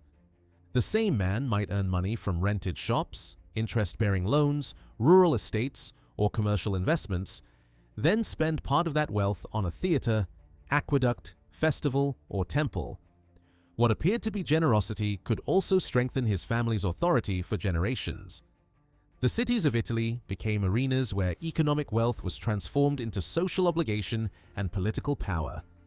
But this system contained deep tensions. Urban growth attracted workers and migrants while increasing rents and property values. Public construction created employment, yet ownership remained concentrated in the hands of a narrow elite. Monumental buildings celebrated civic unity, even as inequality widened beneath them. The city could appear more prosperous than ever, while many of its inhabitants became more dependent, insecure, and vulnerable. For the ruling families of late Republican Italy, urban growth could be highly rewarding. New streets, shops, houses, and public buildings created opportunities for profit, prestige, and political influence. Yet the same process was also dangerous. Cities did not grow in an atmosphere of social harmony. Their expansion depended on constant pressure, wealth accumulating in some hands, poverty deepening in others, and competition intensifying over land, housing, work, and access to resources. Prosperity and instability developed together. This makes it difficult to treat the urbanization of Italy simply as evidence of progress. Earlier studies often presented the spread of monumental cities as a sign of economic success, Roman cultural influence, or a general rise in civilization. The reality was far more troubling. Urbanization may have been one of the forces pushing the Republic toward crisis. Growing towns promised employment, commerce, comfort, and social mobility. At the same time, they concentrated large populations in limited spaces and made inequality more visible. Luxurious houses stood beside rented rooms, workshops, crowded streets, and the insecure lives of laborers. The more cities expanded, the greater their potential for unrest became. Roman political language captured this anxiety through a familiar contrast between the corrupt city and the honest countryside. In 80 BCE, while defending Sextus Roscius of Ameria, Cicero described Rome as a place where luxury produced greed, and greed encouraged reckless criminality. Rural life, by comparison, supposedly taught moderation, diligence, and justice. This was certainly a rhetorical exaggeration. Cicero was defending a provincial landowner and had every reason to praise the countryside while condemning the moral atmosphere of Rome. Even so, the contrast reflected a real tension. The expansion of consumption, money, and urban markets was changing the relationship between town and country. Unlike modern investors, the Roman urban elite remained deeply dependent on agriculture. Their wealth might be displayed in city houses, rented shops, temples, and political offices, but much of it still came from land, harvests, and animals. Their public authority also depended on networks of rural clients, tenants, shepherds, laborers, and small farmers. This dependence exposed them to two major dangers. The first was the disappearance of the poorer, rural population. If small farmers and shepherds abandoned the countryside, powerful landowners did not simply lose workers. They also lost dependents whose loyalty helped sustain their social and political position. The second danger was redistribution. Any program that confiscated, divided, or reassigned land threatened the economic foundation of elite power. Both developments became central features of late Republican politics. Rural migration weakened older patronage structures, while land reform turned property into an explosive political issue. In time, these tensions would feed directly into the violence of the civil wars. Demographic change played a major role in this process. Climate studies suggest that temperatures in the Mediterranean rose slightly during the final 2 centuries BCE, while rainfall generally remained favorable. In some parts of Italy, these conditions may have improved agricultural productivity. Farmers could obtain better harvests, and land that had previously been marginal could be cultivated more intensively. This may have encouraged population growth in several regions, although historians still disagree over its scale. Any increase was limited by severe mortality. Disease spread rapidly in densely populated cities, and Rome's almost continuous wars carried away large numbers of adult men. Nevertheless, even slow population growth could create serious pressure on rural property. Roman family and inheritance customs intensified the problem. Men often married relatively late, while family property was normally divided among several heirs. Over generations, a farm that had once supported a prosperous household could be broken into increasingly small plots. The result was a profound contradiction. The total population may have grown, yet the number of freeborn men who owned enough property to qualify for military service could still decline. Rome did not necessarily face a shortage of people. It faced a shortage of citizens who met the legal and economic requirements of the traditional army. For many years, historians explained this development mainly through the accounts of Appian and Plutarch. Their descriptions of the age of Tiberius Gracchus appeared to present a clear story. Wealthy landowners accumulated enormous estates. Enslaved workers replaced free peasants. Independent farmers lost their property and moved toward the cities. The rural population capable of serving in the army declined, forcing Tiberius and later Gaius Gracchus to introduce land reforms. This interpretation was powerful because it connected several major changes through a single chain of cause and effect. Yet the ancient sources themselves are not so simple. Appian describes intense arguments between Romans and their Italian allies over the condition of the countryside. Different speakers blamed different causes for poverty, military decline, and the loss of small farms. They also disagreed about whether the proposed reforms would solve the problems or make them worse. Even contemporaries did not possess one accepted explanation of the crisis. That uncertainty has become even more important as archaeology has revealed a far more complicated rural landscape. Since the 1960s, extensive field surveys have mapped thousands of settlements, farms, villas, cemeteries, roads, and production sites throughout central and southern Italy. In many regions, the evidence does not show a simple collapse of the peasant population. Quite the opposite. During the 2nd and 1st centuries BCE, some districts experienced an increase in the number of rural sites. Small farms did not disappear everywhere. In several landscapes, settlement became denser and agricultural activity intensified. Improved dating methods and geographical information systems have made this pattern clearer. Rural Italy did not pass through one universal cycle of growth followed by decline. Different regions changed at different times and in different ways. Some areas reveal long-term continuity. Others show the expansion of small-scale farming. Elsewhere, large villas appeared without completely eliminating modest producers. These discoveries have forced historians to reconsider the traditional idea of a general crisis of the Italian peasantry. They have also raised difficult questions about the literary evidence. Appian and Plutarch may preserve genuine memories of conflict and hardship, but their accounts cannot automatically be applied to every region of Italy. At the same time, archaeology does not prove that no crisis existed. Parts of Etruria, Apulia, and Lucania show a real reduction in the density of rural settlement. Farms disappeared, occupation became less intensive, and some landscapes underwent major reorganization. This decline seems to correspond in part with the unequal geography of urbanization. Regions where towns, roads, and markets expanded strongly could follow a very different path from areas where urban networks remained sparse. Growth in one place may therefore have depended upon disruption somewhere else. The success of a city could attract labor away from the countryside. A prosperous commercial estate could undermine smaller neighboring farms. Expanding livestock routes could displace cultivators. New economic opportunities for one group could create insecurity for another. The question is not whether late Republican Italy experienced prosperity or crisis. It experienced both, often at the same time. This brings us once again to Fregellae. The city was destroyed by Lucius Opimius only 4 years before the death of Gaius Gracchus.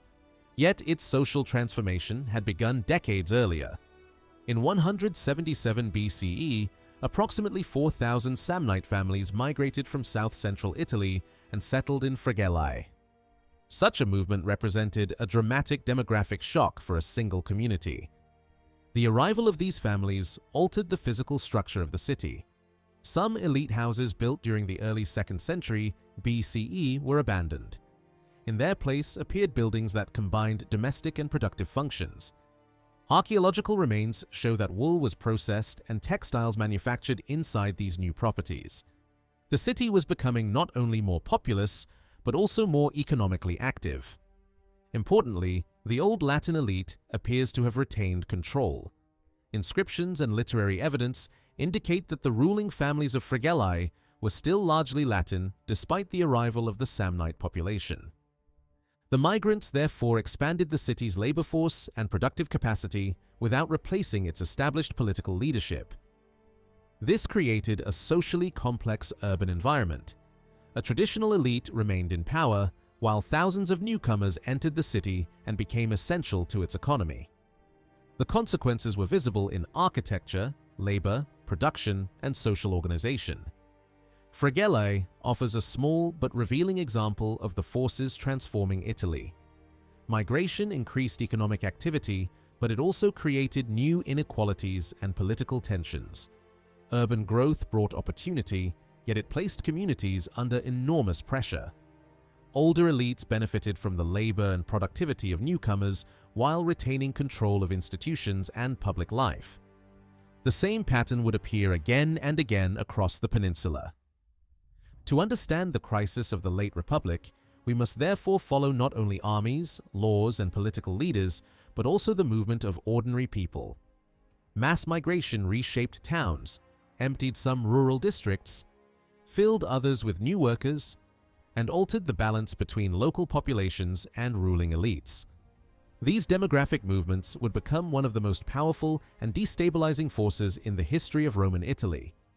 Even by a cautious estimate, the scale of the migration into Fregellae was extraordinary. If each of the 4,000 families contained only 5 people, the movement involved roughly 20,000 individuals. That figure does not include enslaved dependents or the possibility that many households had more children. Such a large transfer of population could hardly have been accidental. Livy's account suggests that it formed part of a wider sequence of migration. Before the arrival of the Samnite and Pelignian families, an unknown number of Latin inhabitants had already left Fregellae and settled in Rome. Only afterward did people from the central Apennine highlands move into the city. These newcomers came from regions where pastoral farming played a far greater role than urban commerce or intensive agriculture. Their exact legal position in Fregellae is uncertain, but they were almost certainly not Latin citizens. By abandoning their original communities and moving into a Latin colony, they were likely seeking a better economic position, greater legal security, or both. The Fregellans, who had previously migrated to Rome, were probably motivated by similar hopes. As Latin citizens, they did not necessarily lose their legal standing by changing residence. More importantly, the rapidly expanding capital offered opportunities that smaller colonial towns could not match. Rome needed laborers, traders, craftsmen, servants, builders, transport workers, and countless others to support its growing population and economy. The attraction was strong enough to produce serious tension with the established population. Around 187 BCE, Roman authorities expelled large numbers of Latin immigrants from the city. Livy gives the remarkable figure of 12,000 people and notes that Rome already contained a substantial foreign population. The migration problem was made more complicated by the political attitudes of the Latin colonial elites. Many ruling families wished to preserve the special legal status of their communities, but that status did not necessarily persuade ordinary residents to remain. For those with limited land or few local prospects, the economic attraction of Rome could outweigh loyalty to their home city. The consequences alarmed the community's losing population. Fregellae was not alone. Other Latin colonies complained to the Roman Senate that their citizens were leaving for Rome in large numbers. These towns depended on their inhabitants for taxation, military service, agricultural production, and local commerce. A sustained population drain threatened the foundations of civic life. Fregellae therefore demanded that its former citizens be returned. At almost the same time, the Samnite and Paeolinian communities protested against the departure of their own people. Significantly, the complaint did not come from Fregellae. It came from the communities that had lost the migrants. This strongly suggests that the newcomers were welcomed in Fregellae. The city's elite may even have encouraged their arrival. After losing part of its own population to Rome, Fregellae needed new inhabitants to support agriculture, manufacturing, commerce, and public life. The migration of thousands of families from less urbanized regions could have been the result of a deliberate effort to replace the missing population. This possibility has not always received the attention it deserves. The settlement of more than 20,000 people could have restored the city's labor force and expanded its productive capacity. The archaeological appearance of workshops for wool processing and textile manufacture fits well with such a strategy. Fregellae may have responded to emigration by attracting a new population willing to work in sectors that the city hoped to develop. The journey itself reveals how powerful the attraction must have been. Traveling several hundred kilometers in antiquity was exhausting and dangerous. A healthy adult walking on a good road might cover around 30 kilometers in a day. An ox cart often managed no more than 12. Families traveling with children, elderly relatives, household goods, and animals would have moved even more slowly. They faced bad weather, poor roads, accidents, illness, theft, and uncertainty about what awaited them. No community undertook such a movement casually. The migrants must have believed that remaining at home offered fewer possibilities than the risks of departure. Citizenship has often been treated as the principal explanation for these movements. Latin colonists may have hoped to acquire Roman citizenship by settling in Rome, and this prospect would certainly have been attractive. Yet the legal rules governing such transitions in the 2nd century BCE remain uncertain. Citizenship alone also fails to explain why people from non-Latin communities moved into places such as Fregellae. The causes were probably broader. Modern studies of migration often distinguish between forces that drive people away from their homes and forces that attract them elsewhere. Pull factors include better employment, improved working conditions, higher income, security, peace, social advancement, and more favorable legal rights. Pull factors include war, hunger, environmental disaster, land scarcity, overpopulation, political conflict, and economic decline. Migration also takes many forms. Some people move only for a season, others leave permanently. A few individuals may establish a route later followed by relatives and neighbors, producing chain migration over many years. In other cases, entire groups relocate within a short period. Applying this framework to Roman Italy helps explain why the evidence appears so varied. Written sources describe seasonal workers, long-term settlers, rural migrants, foreign merchants, displaced communities, and mass expulsions. Archaeology increasingly confirms that mobility was a normal feature of Italian society. One important example comes from the cemetery at Castellaccio near Rome. The burial ground used during the 2nd and 1st centuries BCE probably served people connected with a nearby villa. Their graves were relatively modest, suggesting that they belonged to the lower levels of society. Chemical analysis of their remains has revealed where some of them spent their childhoods. The results are striking. Around 29% were not born in the Roman area. They had arrived after early childhood, sometimes from regions hundreds of kilometers away, including central Italy and the Ligurian coast. This was not a population rooted permanently in one landscape. It was a mobile workforce drawn toward the economic opportunities of the capital and its surrounding estates. A cemetery at San Cesario provides similar evidence. Funerary inscriptions dating from approximately 100 to 50 BCE preserve names of Oscan origin, pointing to migrants from Campania or the Samnite highlands. The inscriptions also reveal high mortality. Rome's population was constantly reduced by disease, overcrowding, poor sanitation, dangerous labor, and military service. The metropolis could maintain its size only by attracting a continual stream of newcomers. Migration was therefore not a marginal phenomenon. It was essential to urban growth. Three forces appear to have shaped these population movements most strongly. The first was economic specialization. Different regions of Italy offered very different forms of work.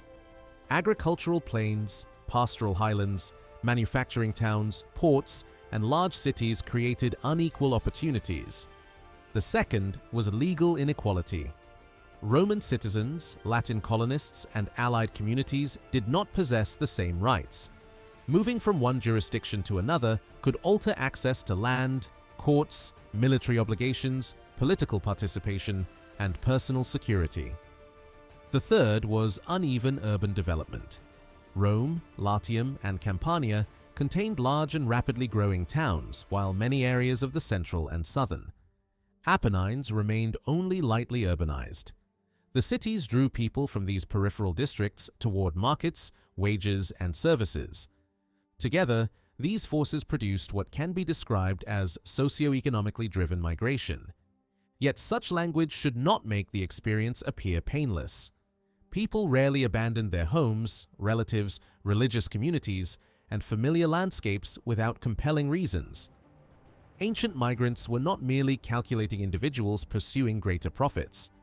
Their movement often reflected insecurity, insufficient land, declining local opportunities, legal disadvantage, demographic pressure, or dependence on unstable pastoral economies. The distinction between voluntary and forced migration can therefore be misleading. A family may technically have chosen to leave, while poverty or lack of prospects made remaining almost impossible. The migration from Samnium and Pallinian territory to Fregellae was probably driven by several pressures at once. Legal advantages may have played a role, but so did employment, access to markets, and the promise of life in a more prosperous urban community. For Fregellae, the newcomers offered a solution to depopulation. For the communities they left behind, however, their departure represented a serious loss. The same people could therefore be seen as valuable settlers by one city and as lost citizens by another. As migration continued, the consequences for Rome's allies became increasingly severe. Southern Italy and the central Apennine highlands lost families, workers, soldiers, and taxpayers to the more urbanized regions of the peninsula. Population movement was enriching some communities while weakening others.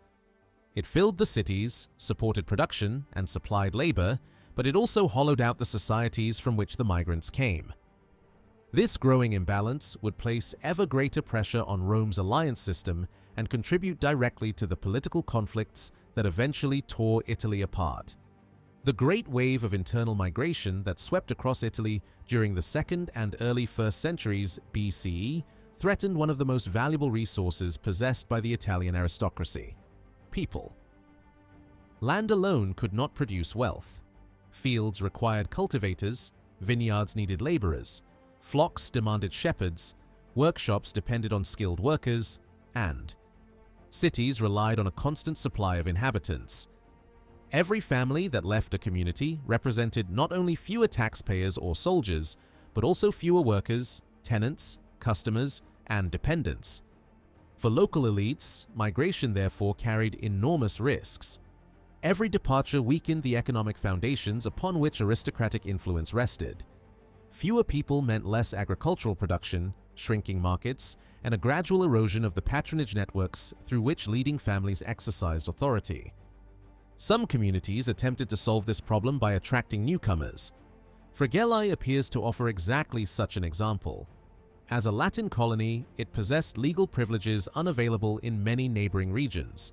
Those advantages could be presented as incentives to migrants seeking better opportunities, encouraging people from less prosperous parts of central Italy to settle there instead. Naturally, this strategy benefited one community at the expense of another. While Fregellae strengthened its population, the Samnite and Pelignian communities lost families, workers, and future generations. Resentment followed, and demographic competition increasingly became a political issue.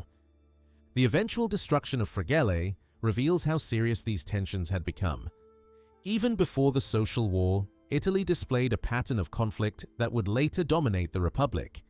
Growing prosperity did not produce greater stability. Instead, economic success intensified competition. Remarkably, these struggles were not primarily conflicts between rich and poor. Many modern interpretations, particularly those influenced by Marxist models, have emphasized class conflict between elites and ordinary people. The evidence from late Republican Italy suggests a different picture. The fiercest competition often took place horizontally. Powerful families from one allied community competed with powerful families from another. Local aristocracies sought influence against neighboring elites, while many of them simultaneously struggled against the political dominance of Rome's senatorial class. The conflict was therefore one between rival elites operating within an increasingly unequal political system. At the summit stood the Roman senatorial aristocracy, the nobiles. Ideologically, senators presented themselves as men who did not engage in ordinary commercial work. Publicly, they cultivated the image of independent landowners whose dignity rested upon inherited wealth rather than business. Reality was more complicated. Although direct commercial activity was officially discouraged, senators continued to invest in profitable enterprises beyond agriculture. Money found its way into trade, manufacturing, finance, and long-distance business through indirect arrangements and trusted associates. The Roman aristocracy also functioned as an extraordinarily dense social network. Political alliances, family relationships, friendships, patronage, and carefully arranged marriages linked leading senatorial houses with one another and with influential families throughout Italy. In the imperial period, these relationships would often take the formal shape of civic patronage. During the Republic, they operated more informally through personal obligations, religious sponsorship, and political cooperation. Senators occasionally financed sanctuaries or public projects outside Rome, but their greatest investments remained concentrated in the capital itself, in their ancestral towns or in territories beyond Italy. One of the most effective ways of maintaining this dominance was political inequality. By denying Roman citizenship to most allied communities, the Senate preserved a lasting imbalance of power. Rome remained the center of legal authority, while allied cities depended upon relationships with influential Roman families. This unequal arrangement reinforced Roman political supremacy without requiring direct annexation of every community. The elites of Latin colonies and other allied towns occupied an intermediate position within this hierarchy. Unlike the Roman Senate, they lacked ultimate political authority. Unlike ordinary farmers, they still possessed considerable local wealth and influence. Faced with the steady loss of population, these families searched for new strategies. Some attempted to hold their inhabitants by improving economic opportunities. Others, like the leaders of Fregellae, actively encouraged immigration from neighboring regions. Economic specialization became one important response. Instead of relying solely on traditional mixed agriculture, some districts expanded the production of valuable goods such as wine and olive oil. Others diversified their income through rental property, leases, and commercial investment. Roman expansion created additional opportunities. Military conquest certainly produced booty, but its longer-lasting consequence was the opening of new commercial routes throughout the Mediterranean. Families from Latium and Campania proved especially successful at exploiting these opportunities. Using relatives, business partners, and freedmen, they established trading connections reaching from the ports of southern Italy to Greece, Asia Minor, the Levant, Sicily, and beyond. The island of Delos occupied a central position within this network. After becoming a free port in 166 BCE, Delos attracted merchants from across the Mediterranean. Inscriptions frequently refer to Romans and Italians living and trading on Delos, but a closer examination reveals that many of these merchants actually originated from the Latin and Campanian cities rather than from Rome itself. The same family names also appear elsewhere. Their marks can be found on transport amphorae carrying Italian wine and olive oil toward Hispania and the eastern Mediterranean, demonstrating the remarkable geographical reach of these commercial networks. By the early 1st century BCE, these activities had generated immense fortunes.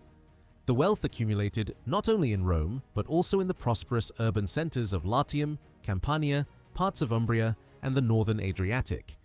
Importantly, this prosperity remained concentrated. It was controlled by families already connected with political power, both locally and in Rome. Trade alone, however, does not explain their success. Long-distance commerce formed only one element of a much broader economic transformation. Land ownership continued to generate wealth. Specialized agriculture increased profits. Leasing arrangements created new income. Urban property produced rents. Commercial investments diversified family fortunes. Together, these activities reinforced one another. Leasing land proved especially significant because it increased productivity without fundamentally altering ownership. Tenant farmers did not necessarily live in worse conditions than independent smallholders. Where valuable crops, such as olives or vines, could be cultivated successfully, tenants might still earn enough to support their households while paying rent to the estate owner. The Tiber Valley offers a particularly convincing example. During the later 2nd century BCE, land that had previously remained uncultivated began to enter agricultural production. The soils were unlikely to have rewarded ordinary grain farming, but they became profitable when devoted to higher value crops such as vineyards and olive groves. The pattern was not accidental. When archaeological evidence is compared with transport routes, a clear relationship emerges. The regions showing the greatest increase in agricultural activity often coincide with the areas enjoying the easiest access to Rome. Producers located within efficient transport distance of the capital could sell valuable goods more easily than farmers in more isolated districts. Some famous wine-producing areas, including the Ager Falernus and southern Etruria, followed somewhat different patterns because of their exceptional products. Even so, much of Latium and Campania demonstrates the same basic relationship between transport, urbanization, and agricultural specialization. As wealth increased, local elites reinvested their profits. They financed roads, basilicas, theaters, temples, markets, baths, and aqueducts. Urban growth was therefore closely tied to changing patterns of agricultural production and commercial success. Not every region could follow this path. In Samnium, Pallinian territory, and the heart of Lucania, urban life remained far less developed. The local elites there invested in different forms of prestige. Instead of monumental civic centers, they devoted resources to sanctuaries, religious complexes, and sacred landscapes. These projects strengthened social identity and family reputation, but they could not generate the same economic momentum as the expanding urban economies farther west. Nor could they stop migration. Communities lacking legal privileges, large markets, and thriving cities continued to lose population. The attraction of Roman and Latin towns remained overwhelming. Construction projects required thousands of laborers. Expanding cities depended upon merchants, craftsmen, transport workers, and countless service occupations. Wealthy landowners searched continually for tenants, shepherds, and agricultural workers. For many migrants, these urban centers offered opportunities unavailable in their home districts. The result was a widening imbalance across Italy. The most urbanized regions accumulated labor, investment, and wealth, while less developed areas steadily lost people whose departure weakened local economies and traditional social structures. Migration therefore did more than redistribute population. It redistributed economic potential, political influence, and the future development of entire regions. The success of Rome and the great cities of Latin and Campania was built not only upon conquest or commerce, but also upon their extraordinary ability to attract people from every corner of the Italian peninsula. Yet every family drawn toward these prosperous centers represented a loss somewhere else, a loss that many allied communities could neither replace nor afford. The pastoral regions of Samnium, Apulia, Lucania, and Picenum were especially vulnerable to the effects of migration. Their economies depended heavily on livestock and the seasonal movement of herds between summer and winter pastures. Unlike intensive farming, however, pastoral production required relatively few workers. This meant that even a limited loss of population could seriously disrupt the social and economic structure of these communities. The departure of a single shepherding family could have consequences far beyond the loss of a few inhabitants. A local landowner might suddenly find that there were no longer enough experienced workers to supervise his animals or guide large flocks across long seasonal routes. If several families left at once, an entire system of transhumance could begin to fail. It is not difficult to imagine the choice faced by a Samnite shepherd. He could remain in the highlands, working for a local patron and living within a traditional but increasingly restricted economy. Alternatively, he could take his family to a distant city where construction, trade, domestic service, and agricultural tenancy promised new opportunities. For the migrant, the city offered hope. For the community left behind, his departure represented a serious loss. Roman conquest made this imbalance even worse by reshaping the geography of settlement. In Picenum, for instance, Roman colonies occupied many of the most fertile and strategically valuable districts from the 3rd century BCE onward. The earliest phase of this expansion involved deportation, confiscation, and the forced removal of local populations. During the 2nd century BCE, the divide became increasingly economic and urban.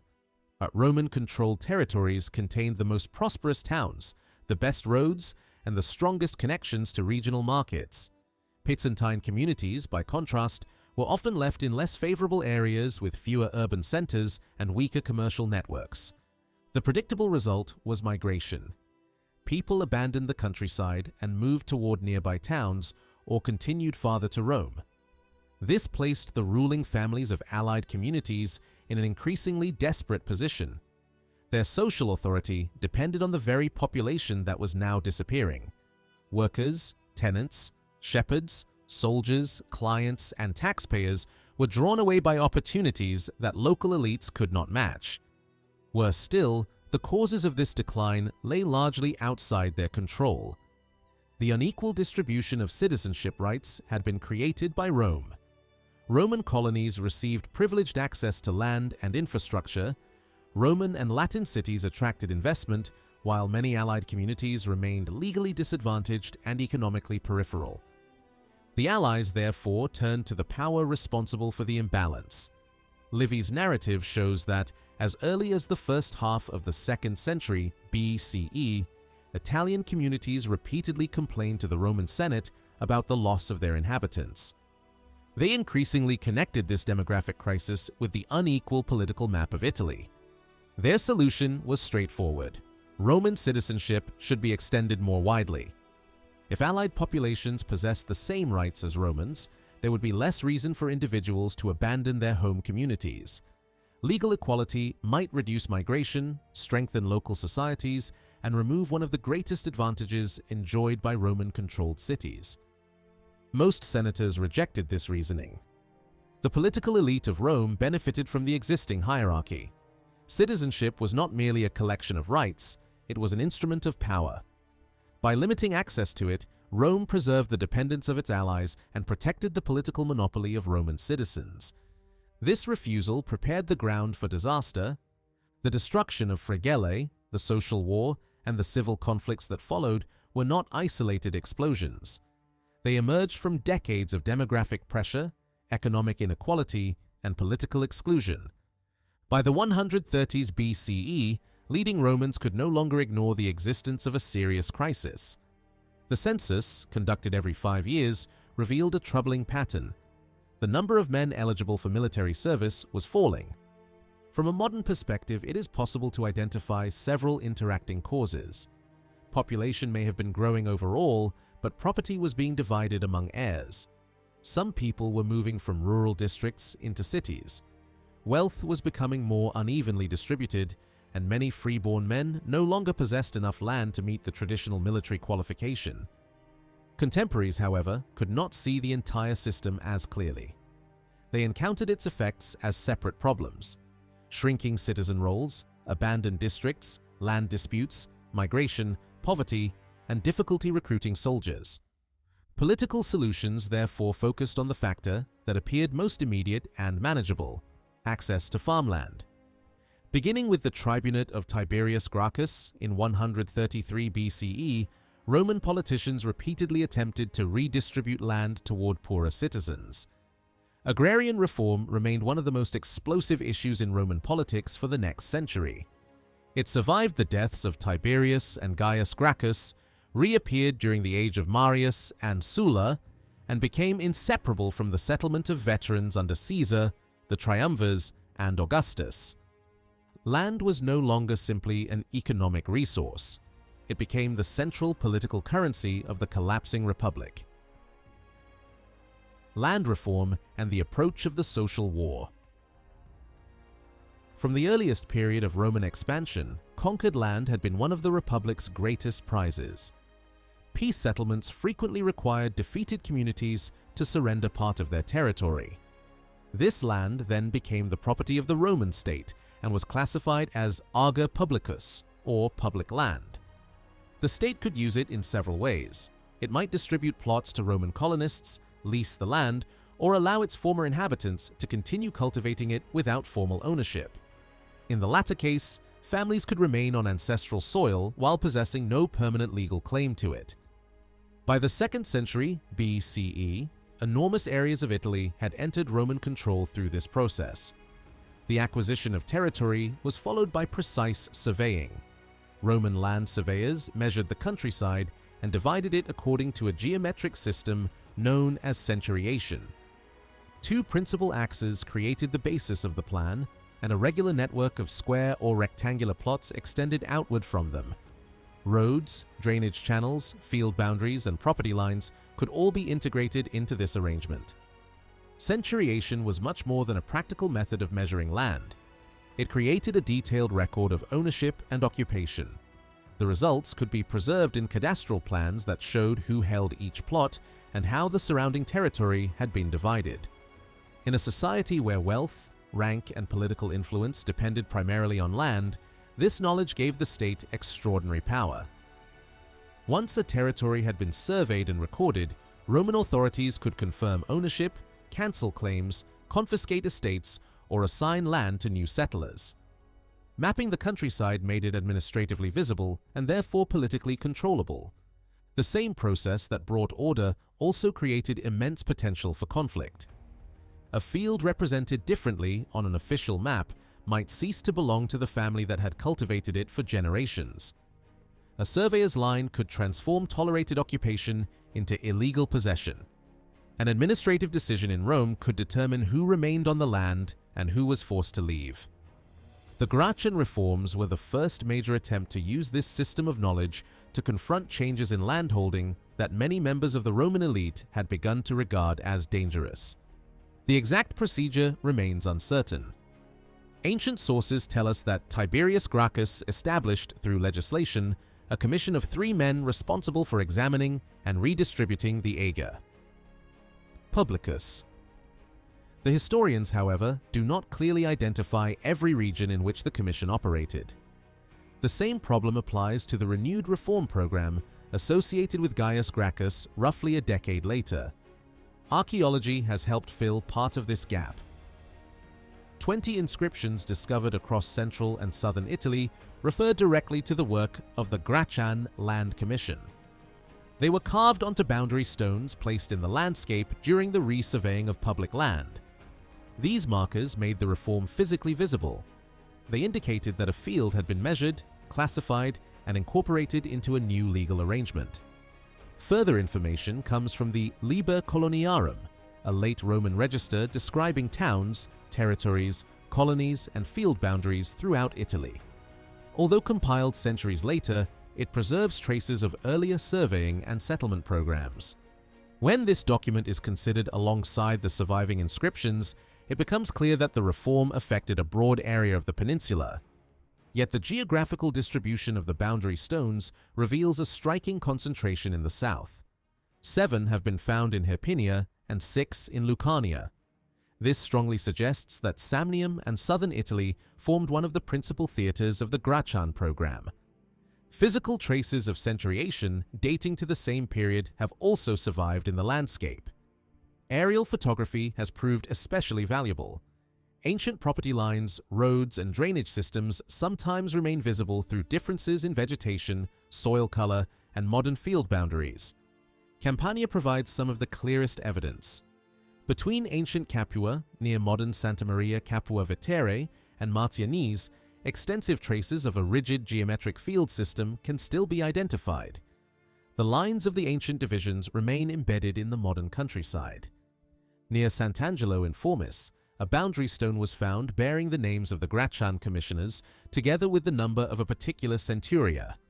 This number located the plot within the wider survey grid.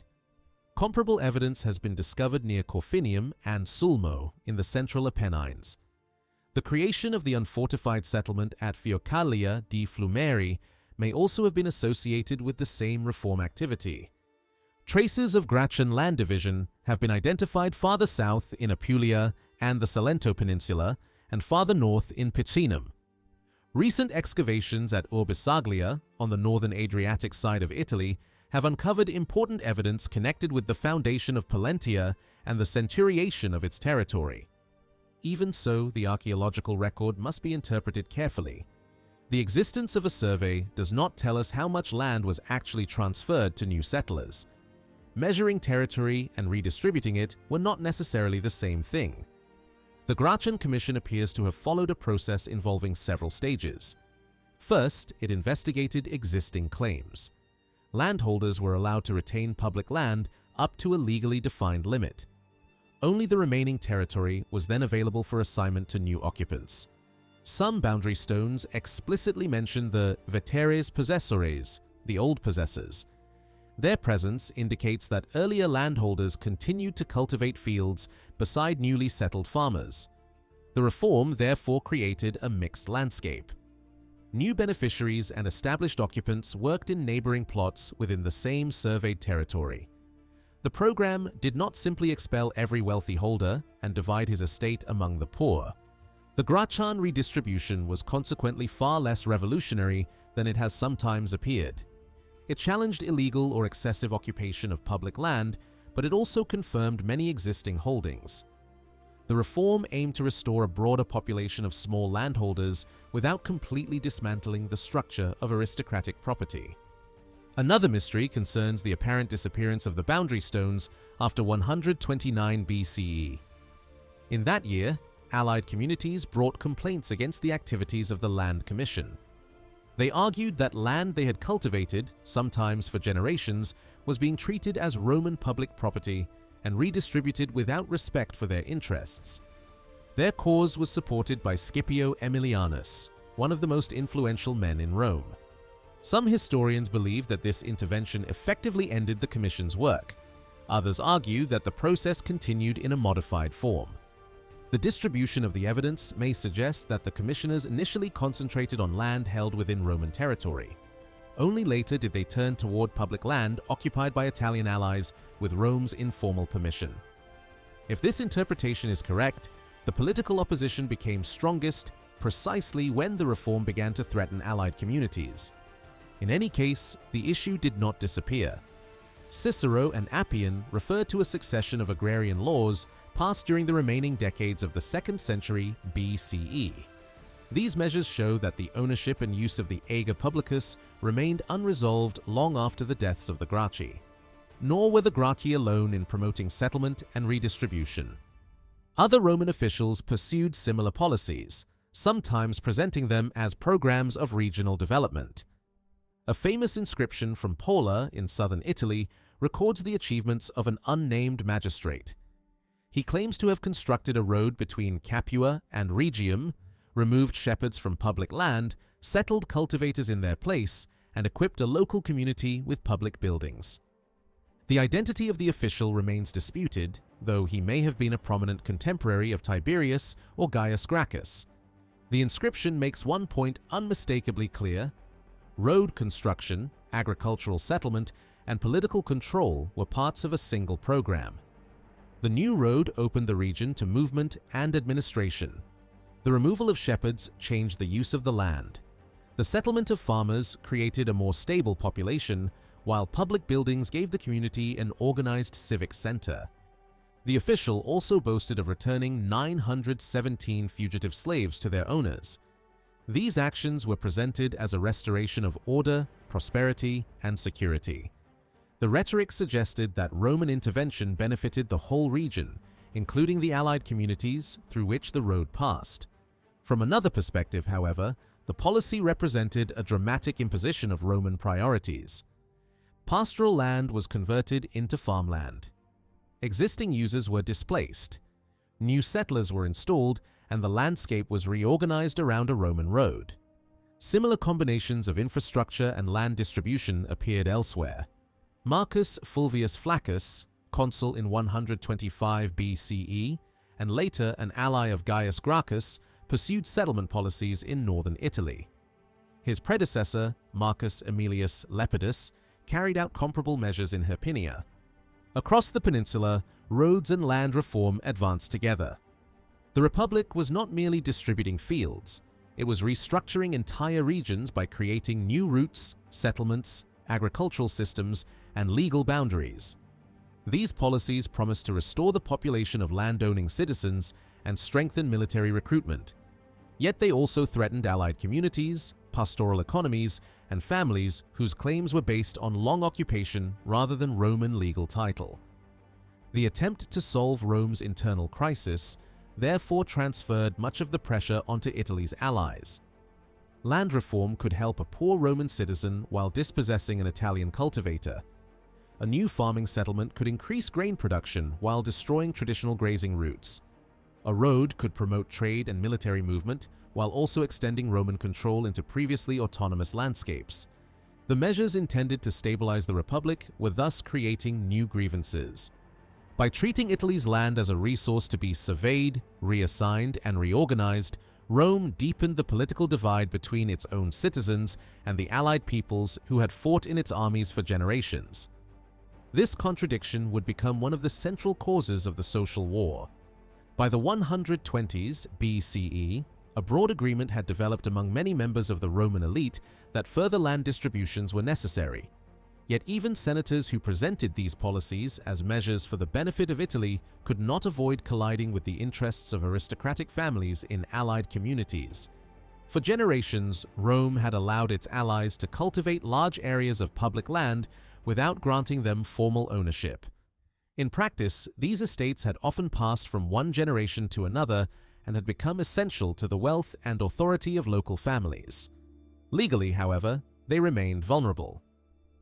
Whenever Roman officials surveyed public territory, constructed roads, or prepared land for redistribution, they threatened the economic foundations of the allied elites who had long occupied it. This brings the story back to Fregellae.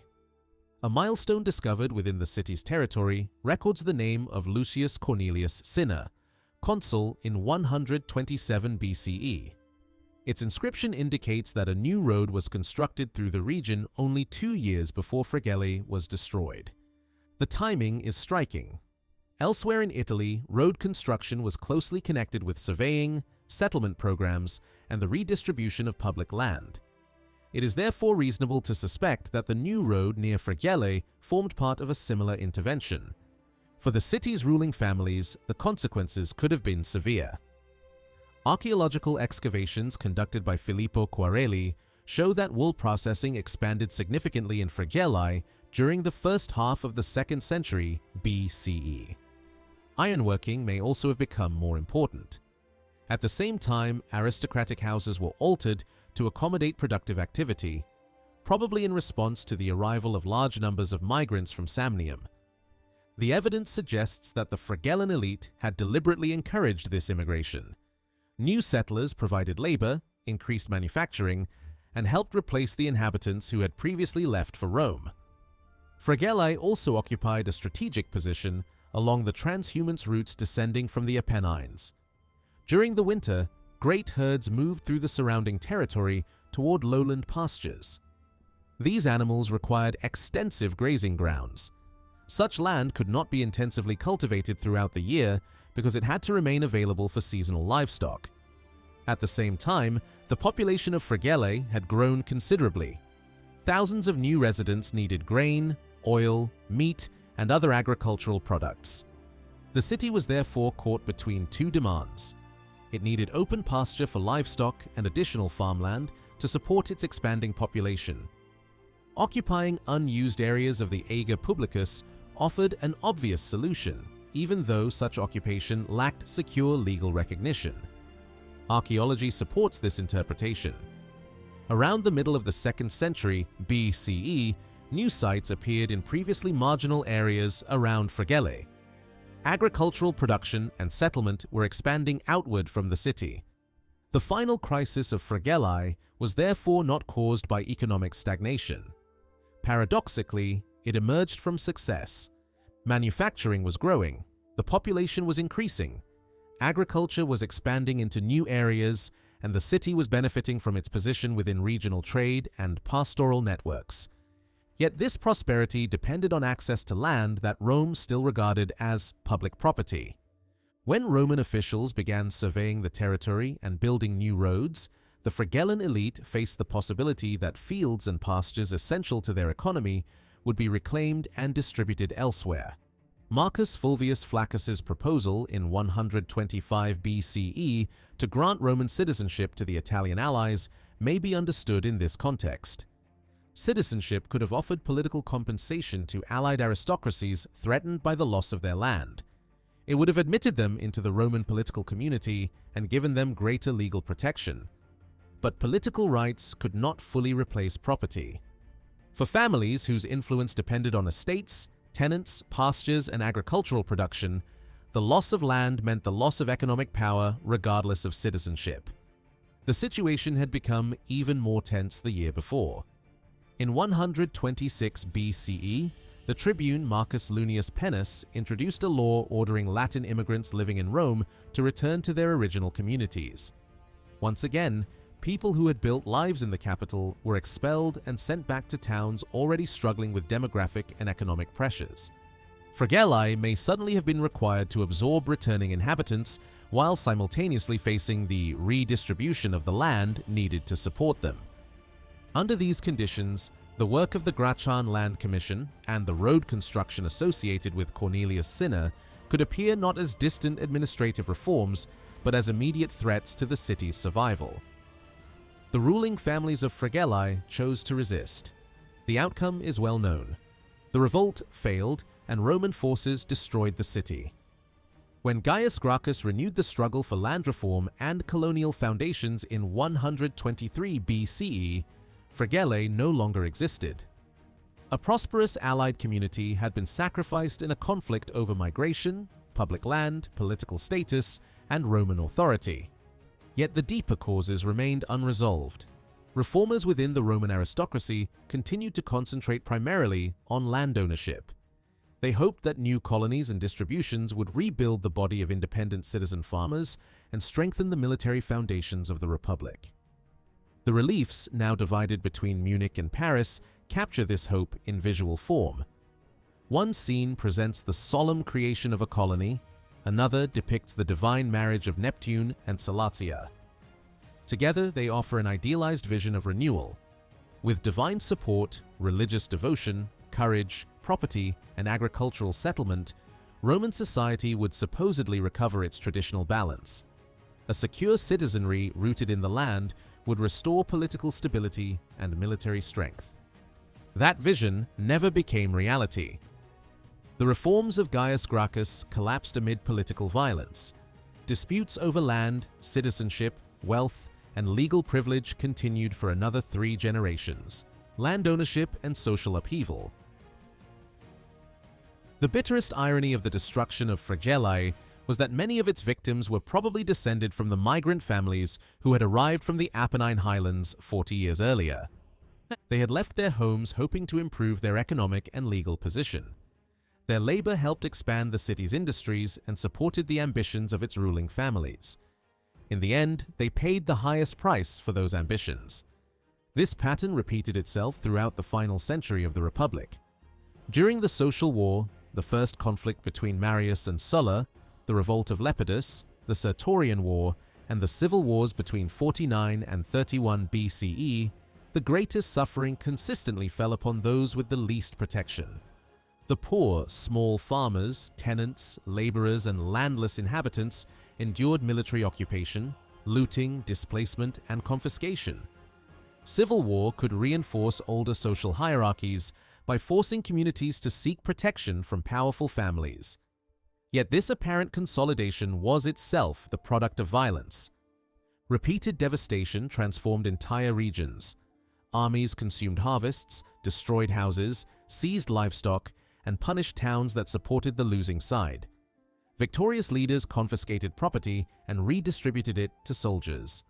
The veteran settlements of the 40s and 30s BCE were only the final and most extensive phase of a much longer process. These conflicts did not strike Italian towns like impersonal natural disasters. They entered directly into family relationships, property disputes, local rivalries, and political alliances. The violence of the Republic opened opportunities for individuals willing to use murder, accusation, and political connections to seize the wealth of their neighbors. The consequences can be traced in both literary accounts and archaeological evidence. Praeneste provides one example. After Sulla's victory, much of the old ruling class was massacred and a colony of veterans was established in the city. The political and social order was rebuilt around a new group of beneficiaries loyal to the victor. Cicero describes similar upheavals in two of his courtroom speeches. The first concerns Aulus Cluentius Habitus, whom Cicero defended in 66 BCE against an accusation of poisoning. The background of the case reaches back to the Social War and the Sullan civil conflict. The events reveal how war could destabilize a small Italian community and allow an ambitious individual to turn political violence into private fortune. The central villain in Cicero's narrative is Statius Appius Oppianicus, a Roman equestrian from the elite of Larinum, a town near the southeastern edge of the Apennines. Oppianicus hoped to gain access to a substantial inheritance belonging to his wife's family. 3 of his mother-in-law's children had died, while her eldest son, Marcus Aurelius, was believed to have perished during the Social War. It later emerged that Marcus had survived. After the capture of Asculum, he had been enslaved and remained alive. His return threatened Oppianicus's plans. According to Cicero, Oppianicus arranged for Marcus Aurelius to be murdered. A relative named Aulus Aureus then prepared to prosecute him. Oppianicus fled Larinum and joined the camp of Quintus Caecilius Metellus Pius, who was fighting in Campania on the side of Sulla. He had chosen the victorious faction. After Sulla's success, Oppianicus returned to Larinum accompanied by armed supporters. Claiming to act under Sulla's authority, he removed the town's 4 chief magistrates and replaced them with a new board that included himself. His political enemies were then added to the lists of the proscribed. Aulus Aureus, 2 of his relatives, and another prominent citizen of Larinum were condemned, killed, and stripped of their property. Cicero implies that Oppianicus was subsequently able to add further names according to his own wishes. For the inhabitants of Larinum, the proscription system had ceased to be a distant political instrument. It had become a weapon placed in the hands of a local rival. No one could be certain that an accusation, family dispute, or disagreement over property would not end in execution. Oppianicus continued to pursue wealth through violence. He married the widow of Aulus Aureus after arranging her husband's death and allegedly murdered 2 of his own children, as well as other relatives who stood between him and further inheritances. Within a few years, he had transformed himself from a suspected murderer and inheritance hunter into one of the richest and most powerful men in Larinum. Cicero undoubtedly heightened the horror of the story to assist his client. Yet the methods attributed to Oppianicus were not unique to him. The political chaos of the 80s BCE created countless opportunities for private enemies to present murder and confiscation as acts of public justice. 14 years before the Cluentius trial, Cicero had defended Sextus Roscius of Ameria in a remarkably similar case.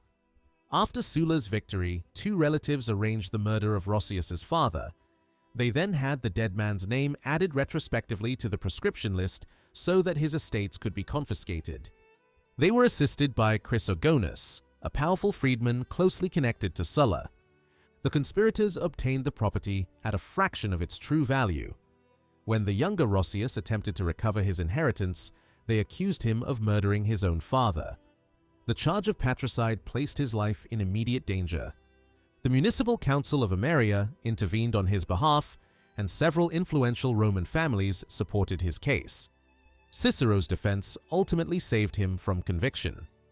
The episode demonstrates that members of a local elite could still cooperate to protect one of their own.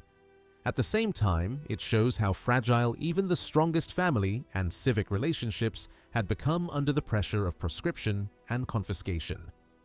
Political violence had produced an unprecedented redistribution of property.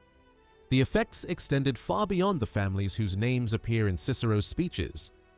Elite landownership played a central role in holding rural society together. A large estate was connected to tenants, clients, small farmers, craftsmen, shepherds, and laborers. When such property changed hands violently, the entire network surrounding it was disrupted. Archaeological surveys in the Tiber Valley, where the estates of the Rossii were located, reveal a dense landscape of small farms clustered around larger villas. Significantly, many of the small farmsteads existed before the villas were built. This sequence suggests that wealthy landowners did not necessarily create their estates by clearing the countryside and replacing free farmers with slave labor. Instead, they often brought previously independent farms under the control of a larger property system. Cicero states that the elder Roscius owned 13 estates. When this testimony is combined with the archaeological evidence, a clear pattern emerges. By the early 1st century BCE, land ownership in the region had become increasingly concentrated. Numerous smaller properties had been gathered into the hands of wealthy families. Yet, the small farms themselves continued to operate. Their inhabitants were not always expelled. Many remained on the land as tenants, dependents, and clients of the new owner. The methods of cultivation may therefore have changed less than the legal and social relationships surrounding them.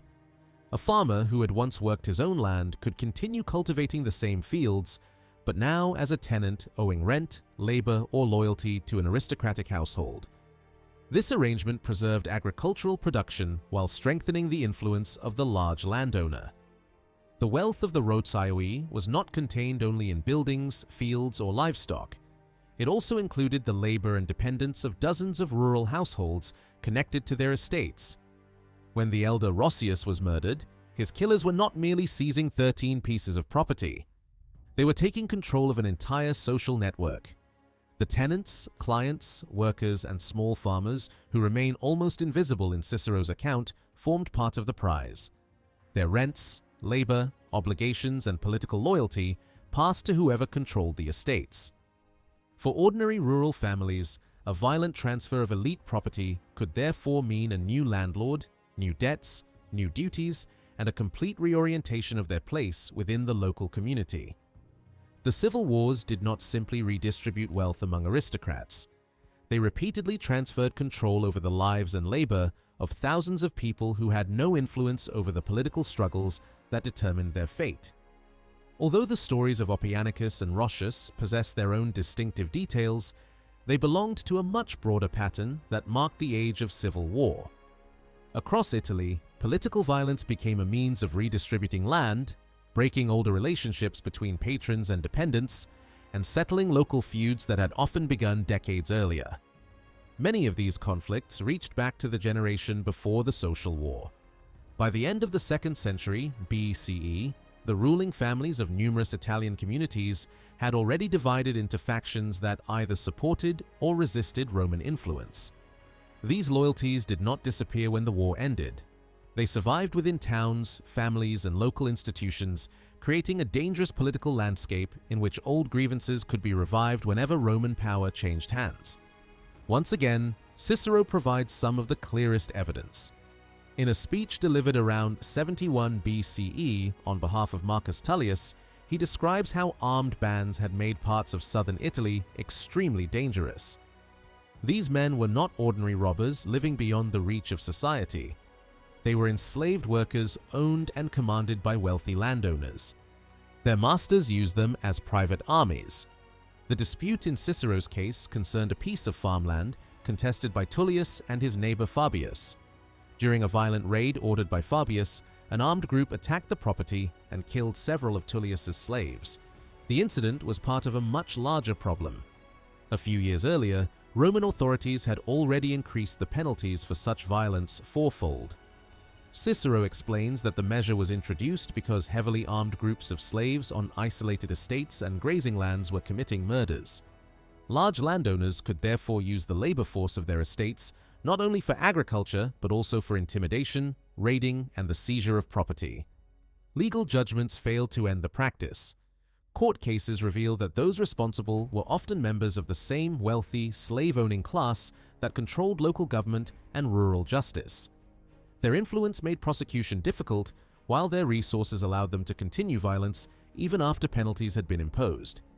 In many parts of the Italian countryside, power increasingly mattered more than law. Remote estates and pastoral districts became territories where local elites could enforce their claims through armed force. Boundaries were disputed, animals were stolen, workers were attacked, and neighboring properties were occupied. These conditions did not disappear with the end of the Republic. Even at the beginning of Augustus's reign, armed men were still operating in rural areas. Travelers were kidnapped and sold or forced into slavery on the estates of powerful landowners. The supposed restoration of peace had not yet eliminated the private violence that decades of civil conflict had normalized. Against this background of rival families and armed estates, Sulla's victory transformed local feuds into a massive reorganization of property. Proscriptions, executions, confiscations, and political persecution placed enormous areas of land into new hands. By the beginning of the 70s BCE, a small number of individuals had gained control over entire towns and regions of central and southern Italy. One of the most remarkable examples is Gaius Quinctius Valgus. Valgus acquired extensive estates in Hirpinia and around Casinum. He also emerged as one of the leading magistrates of the Sullan colony established at Pompeii. Together with Marcus Porcius, he served as one of the colony's two chief officials, the duoviri.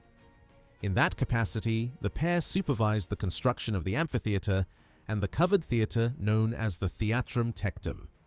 The amphitheatre was financed, at least in part, from Valgus's own wealth. His influence extended well beyond Pompeii. Two building inscriptions from Aeclanum in Hirpinia identify him as the patron of the town. Together with local magistrates, he financed or supervised the construction of defensive walls, gateways, and towers. A third inscription from nearby Fragento may preserve further evidence of his activities. There, a Valgus appears as duovir alongside Lucius Sapunius in connection with an extensive building program. The projects included the city wall, gates, the forum, a portico, the council house, and a public water cistern. Valgus was therefore not simply a rich landowner. He belonged to the new political class created by Sulla's victory. He exercised influence in at least two Campanian communities, held power in Hirpinia, controlled substantial landed wealth, and used public construction to establish himself as a regional benefactor. Such a career would have been almost impossible without the disruption caused by the Social War and the First Civil War. Violence had destroyed older elites, opened access to confiscated land, and allowed loyal supporters of the victorious faction to enter positions of extraordinary authority.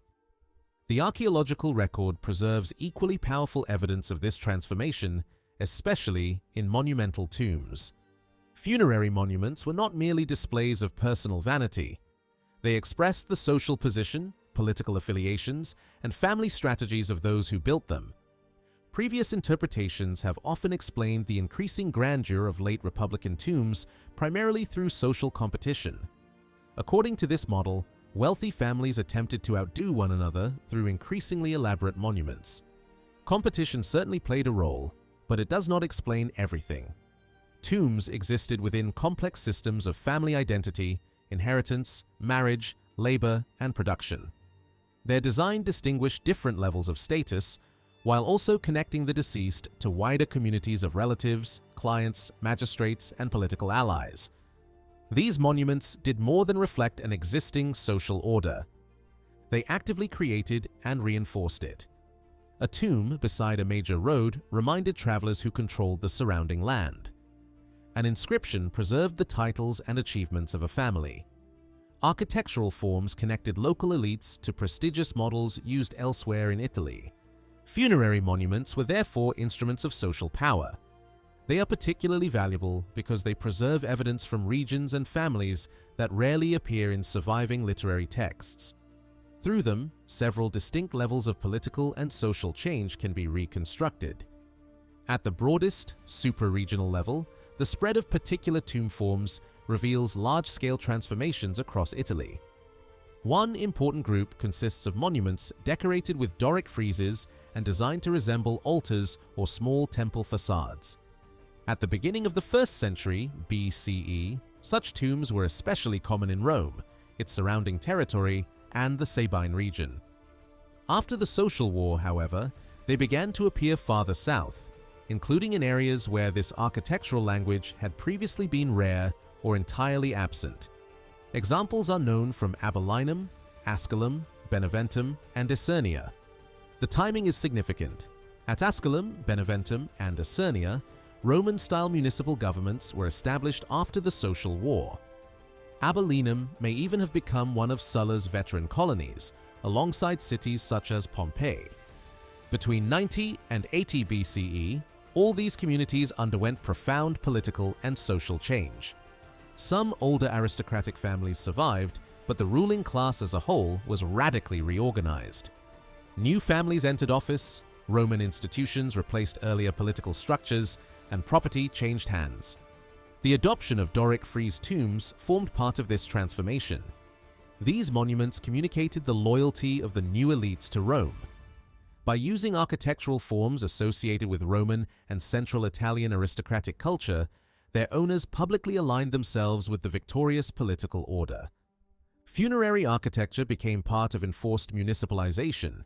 It demonstrated that the new ruling families had accepted Roman civic institutions, Roman citizenship, and Roman forms of elite representation. At the regional level, tombs can reveal the redistribution of both land and political authority. The family monument of the Socelli near the Samnite sanctuary of Pietrabondante provides an especially striking example. The structure stood on a square pedestal, approximately 4 meters high, with sides measuring about 7 meters. Above it rose a cylindrical monument around 6 meters in diameter and 2 meters high. Corinthian pilasters divided the pedestal surfaces, and rectangular panels decorated the otherwise restrained walls. These details belong to the architectural language of the late Republic.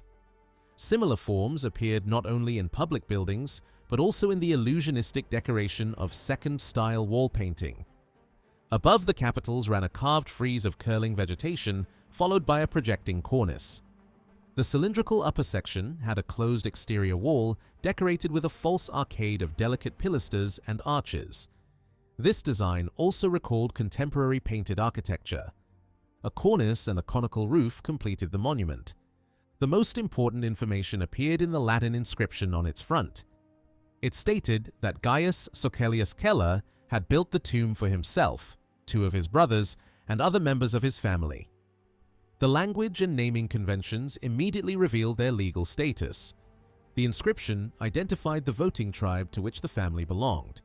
The Socelli were enrolled in the Voltinia tribe, the district into which many Samnites who received Roman citizenship after the Social War were placed around 87 BCE. The family was therefore proudly presenting itself as Roman. The location of the tomb is equally revealing.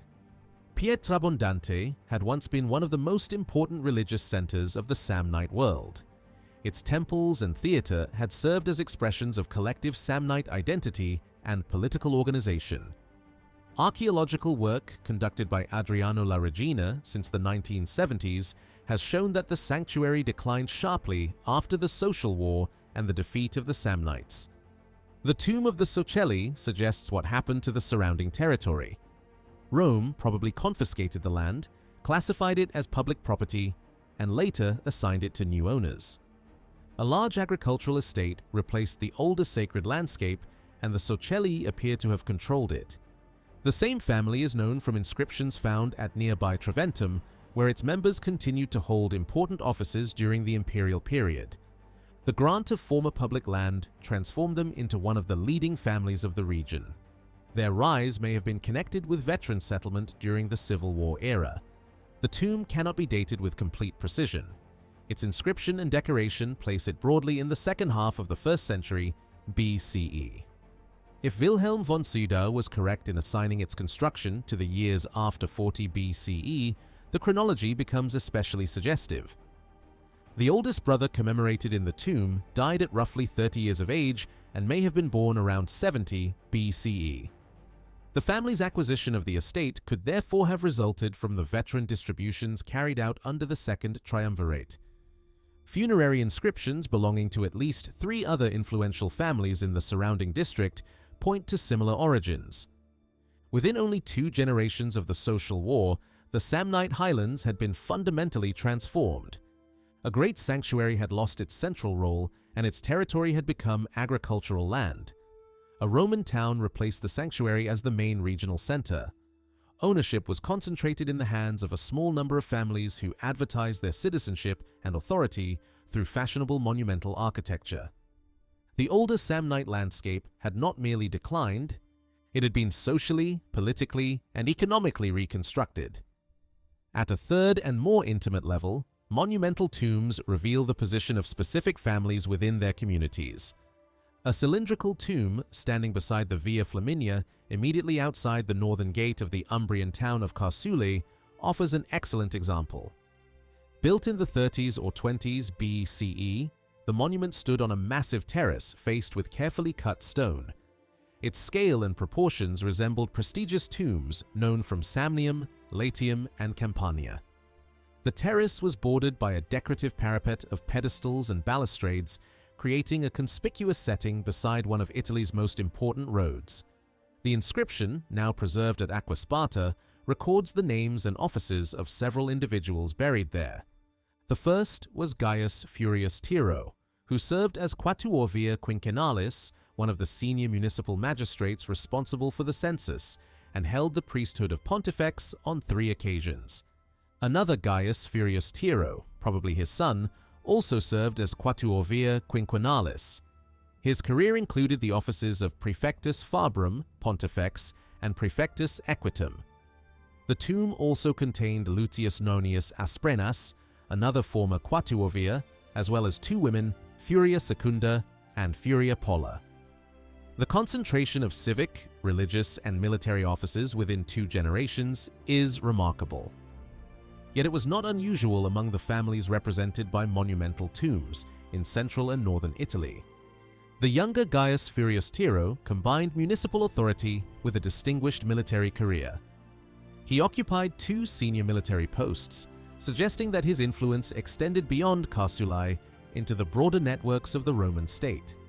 The presence of Lucius Nonius Asprenas may reveal a marriage alliance. If he entered the family through marriage, the Furiae had successfully expanded their political influence by connecting themselves to another prominent local house. The tomb therefore commemorated not simply individuals, but an entire ruling network. Its location immediately outside the city gate carried additional significance.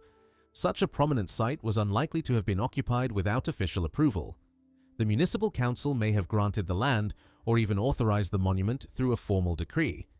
The tomb stood where every traveler entering or leaving Carsulae would see it. It transformed family memory into a permanent feature of the city's public landscape. The evidence of these monumental burials leads to an important conclusion. The leading men of Italian towns, often referred to as the primi, were not necessarily trying to defeat one another in a constant contest of architectural extravagance. Their status was already secure. Rather than emphasizing radical individuality, they used similar monuments, inscriptions, official titles, and symbols of dignity to express solidarity with others of the same rank. Comparable tombs linked local elites across different communities. They announced that the deceased belonged to a recognized ruling class whose authority rested on land, office holding, citizenship, military service, and family connections. As Henrik Moritzen has argued, these people did not need to prove their superiority over one another through endless novelty. Their monuments communicated something more fundamental: membership in an elite whose right to govern was presented as natural, hereditary, and beyond dispute. The monumental tombs of late Republican Italy were therefore shaped less by rivalry than by a shared understanding among the victors of the civil wars. Across many towns in central Italy, the new ruling families adopted similar architectural forms, official titles, and visual symbols because they saw themselves as members of the same privileged order. The honors granted to them and the monuments erected in their memory expressed this collective identity. Contrary to an interpretation often found in archaeological scholarship, most of these people were not outsiders who had suddenly climbed from poverty into the upper ranks. Freedmen and genuine social climbers certainly existed, but they formed only part of the picture. Most beneficiaries came from backgrounds already associated with wealth, military service, local influence, or political connections. The civil wars did not replace a broad aristocracy with a more open society. Instead, they destroyed parts of the old elite and transferred their property to another relatively small group of prosperous families. The scale of this transformation, however, was unprecedented. During the age of the Gracchi, land reform had originally been presented as a way to restore impoverished citizens to the soil. The aim was to recreate a body of independent farmers who could support their families and serve in the army. During the 1st century BCE, this purpose gradually changed. Land distribution became increasingly connected with the settlement of discharged soldiers. The probable estate of the Socelli near Pietrabondante illustrates the consequences of this new policy. Families linked to military service could receive confiscated territory and use it to establish themselves as regional landowners. The central difficulty was that Italy contained very little genuinely available public land. By the end of the 2nd century BCE, most of the ager publicus had already entered private occupation. Some families possessed it legally, while others had cultivated it for generations without obtaining formal title. Commanders who wished to reward tens of thousands of veterans could therefore obtain the necessary farmland only by taking it from existing owners. From the time of Sulla onward, this was often achieved by planting veteran colonies inside established towns. Praeneste and Pompey are among the best-known examples. Appian claims that Sulla settled around 120,000 soldiers after the First Civil War and the campaigns against Mithridates. Even allowing for uncertainty in the figure, the operation must have been enormous. The foundation of a veteran colony changed much more than the legal classification of a town. Its territory had to be surveyed again. Property boundaries were redrawn, farms were reassigned, and plots were distributed to former soldiers according to the new plan. Both Sulla and the leaders of the Second Triumvirate relied on confiscation. Unlike some earlier agrarian measures, these settlements provided no compensation to the dispossessed owners. Land could be taken from communities or individuals because they had supported the losing side, occupied public territory, or simply lived in an area selected for veteran settlement. The newcomers and their families naturally dominated the new colonial elite. They possessed the land, enjoyed the support of the victorious regime, and controlled many of the most important offices from the beginning. Such a profound reorganization could not occur peacefully. In the colonies founded by Sulla during the late 80s BCE, conflict repeatedly broke out between the older inhabitants and the veterans who had replaced or displaced them. The most famous cases occurred at Fiesulae and Pompeii. In 65 BCE, Cicero defended Publius Sulla, a relative of the former dictator. During his speech, he referred to continuing hostility between the Sullan colonists at Pompeii and the original Pompeian population. The conflict centered especially on elections and access to municipal office. Cicero avoided explaining the details, but his language strongly suggests that the dispute had existed since the colony was founded. The old population and the new settlers had never fully agreed on who should control the city. At Faesulae in Etruria, resistance became openly violent. In 78 BCE, only a few years after Sulla's settlements, local inhabitants attacked the fortified farms of the colonists. Several veterans were killed, and the attackers reclaimed lands that they regarded as their ancestral property. The episode is unusually dramatic, but it exposes the resentment that must have existed in many veteran colonies. Pompeii presents a more complicated picture. The first generation of Sullan settlers financed several impressive buildings for the benefit of the whole city. Marcus Porcius and Gaius Quinctius Valgus paid for the amphitheatre and promoted the construction of the covered theatre. Soon afterward, the duovir Lucius Caesius and two aediles built a new bath complex beside the Forum. It is probably significant that these projects created spaces for gathering, bathing, entertainment, and public performance. The colonists were presenting themselves as benefactors of the entire Pompeian community, including both the established population and the newcomers. The message was carefully constructed. The new rulers had not come merely to seize property. They claimed to be improving the city and providing shared institutions for all its citizens. Yet private construction reveals the harder reality beneath this public generosity. In several districts, especially Regiones 6, 7, and 8, large and richly decorated houses were constructed directly over sections of the old city wall. Other prestigious properties close to the Forum underwent major renovation during the same period. These changes are closely associated with the arrival of the Sullan settlers. The new elite was taking possession of the most desirable parts of the urban landscape. The countryside around Pompeii was reorganized as well. Slight changes in the orientation of agricultural plots indicate that fields were surveyed and assigned according to new ownership arrangements. Roman feet replaced earlier units of measurement. A series of luxurious villas appeared on the newly created estates. They were decorated with mosaics, painted walls, and architectural features associated with elite Roman culture. Older villas also changed hands. The Villa of the Mysteries, built during the 2nd century BCE immediately outside the Herculaneum Gate, was extensively redecorated during the Sullan period.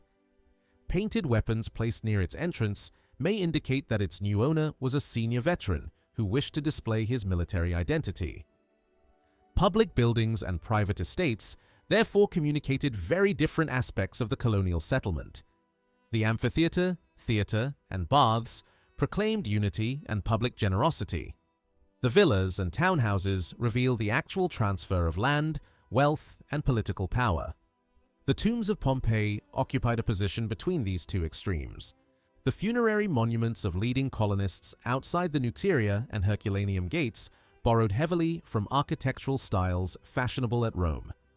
At the same time, many veterans adopted local Pompeian burial customs. This mixture suggests that the newcomers did not remain completely separate from the older population. Over time, social exchange, marriage, and cultural integration took place. The archaeological evidence therefore offers a more nuanced picture than Cicero's courtroom rhetoric. Nevertheless, one fact remains clear. From the foundation of the colony onward, the new Pompeian ruling class looked primarily toward Rome and maintained its dominance through the unequal distribution of property. Faesulae followed a more violent path, but its experience formed part of a broader Etruscan pattern. Sulla's campaigns devastated several Etruscan communities and pushed many of them to the margins of the new political order. Confiscations, veteran settlements, and punishment created deep hostility. This resentment later provided fertile ground for further rebellion. The uprising, led by the consul Marcus Aemilius Lepidus in 78 BCE, found support in Etruria. 16 years later, Catiline's movement drew heavily on the same region. Literary sources present this support as the direct consequence of Sullan repression. Archaeology has complicated that interpretation. Landscape surveys conducted over the past half-century reveal changes in settlement and land use across parts of Etruria. In some districts, the rural population appears to have declined, while land became concentrated in fewer hands. Yet this process had already begun during the later 2nd century BCE. It cannot be explained solely as a result of Sulla's confiscations. Etruria therefore experienced a long-term transformation extending across at least one generation. Economic concentration and demographic decline developed gradually before reaching a violent climax during the civil conflicts and land settlements of the Sullan period. Other regions of Italy followed a very different course. Archaeological surveys in several areas of central Italy show an intensification of land use during the 1st century BCE. Large farms and villas became more numerous after the age of the Gracchi, not only along the coasts of Campania and Etruria, but also in the Samnite highlands and the river valleys of Umbria. In many places, this suggests rising population, expanding production, and greater prosperity. Recent work by Kim Bowes and the Roman Peasant Project has transformed our understanding of the people living on smaller rural sites. Traditional scholarship often assumed that techniques such as crop rotation, drainage, intensive resource management, and specialized cultivation belonged primarily to wealthy villas. The project has shown that small farming households used many of the same methods. Peasant families were not simply surviving from one harvest to the next. They actively improved their land, managed water, rotated crops, and adjusted their production according to local conditions. They also participated in activities beyond farming. Some produced fine pottery. Others worked seasonally on construction projects in nearby towns. Members of the same household could move between agriculture, pastoral labor, craft production, and wage work during different parts of the year. This flexibility was supported by a dispersed pattern of residence. Peasant households did not always live permanently in one central farmhouse. Family members could occupy separate plots or temporary shelters according to seasonal needs. Age and gender influenced the division of labor. Some individuals remained at the household base, while others traveled with animals, worked distant fields, joined harvest teams, or sought employment in towns. These families occupied a material world that was more prosperous than older models suggested. Bowes describes a rural consumer culture marked by considerable variety and abundance. The distinction between small farms, great villas, and urban houses was not always based on completely different categories of goods. People in all these settings used pottery, consumed similar staple foods, and followed comparable principles of construction. In some cases, they even used the same kinds of building materials. The primary differences concerned quantity and quality. Cities produced far larger amounts of material, and urban inhabitants had access to more refined goods. Small rural settlements show greater consumption of tougher cuts of meat and fewer imported fruits, spices, and vegetables. This does not necessarily indicate extreme poverty. It points instead to a different structure of consumption and a narrower range of available choices. Urban life offered greater variety. Even poorer city dwellers could encounter a richer material culture than many rural inhabitants. Peasant communities nevertheless remained connected to the same wider markets and habits. They purchased similar objects, imitated urban building forms, and participated in broader patterns of consumption, although at a less intensive level. They were therefore not passive victims waiting to be displaced by villas, slavery, or war. They possessed specialized knowledge, managed complex households, and made strategic decisions about labor and production. Their experience of seasonal movement also trained them to respond quickly to opportunity. The civil wars brought both danger and possibility into this flexible rural world. Herding, which was often entrusted to older children or younger members of the family, became far more hazardous when armies and armed bands moved through the countryside. Animals could be seized, and shepherds could be killed, kidnapped, or enslaved. The loss of either livestock or labor might push an entire household into ruin. Seasonal work also became more difficult.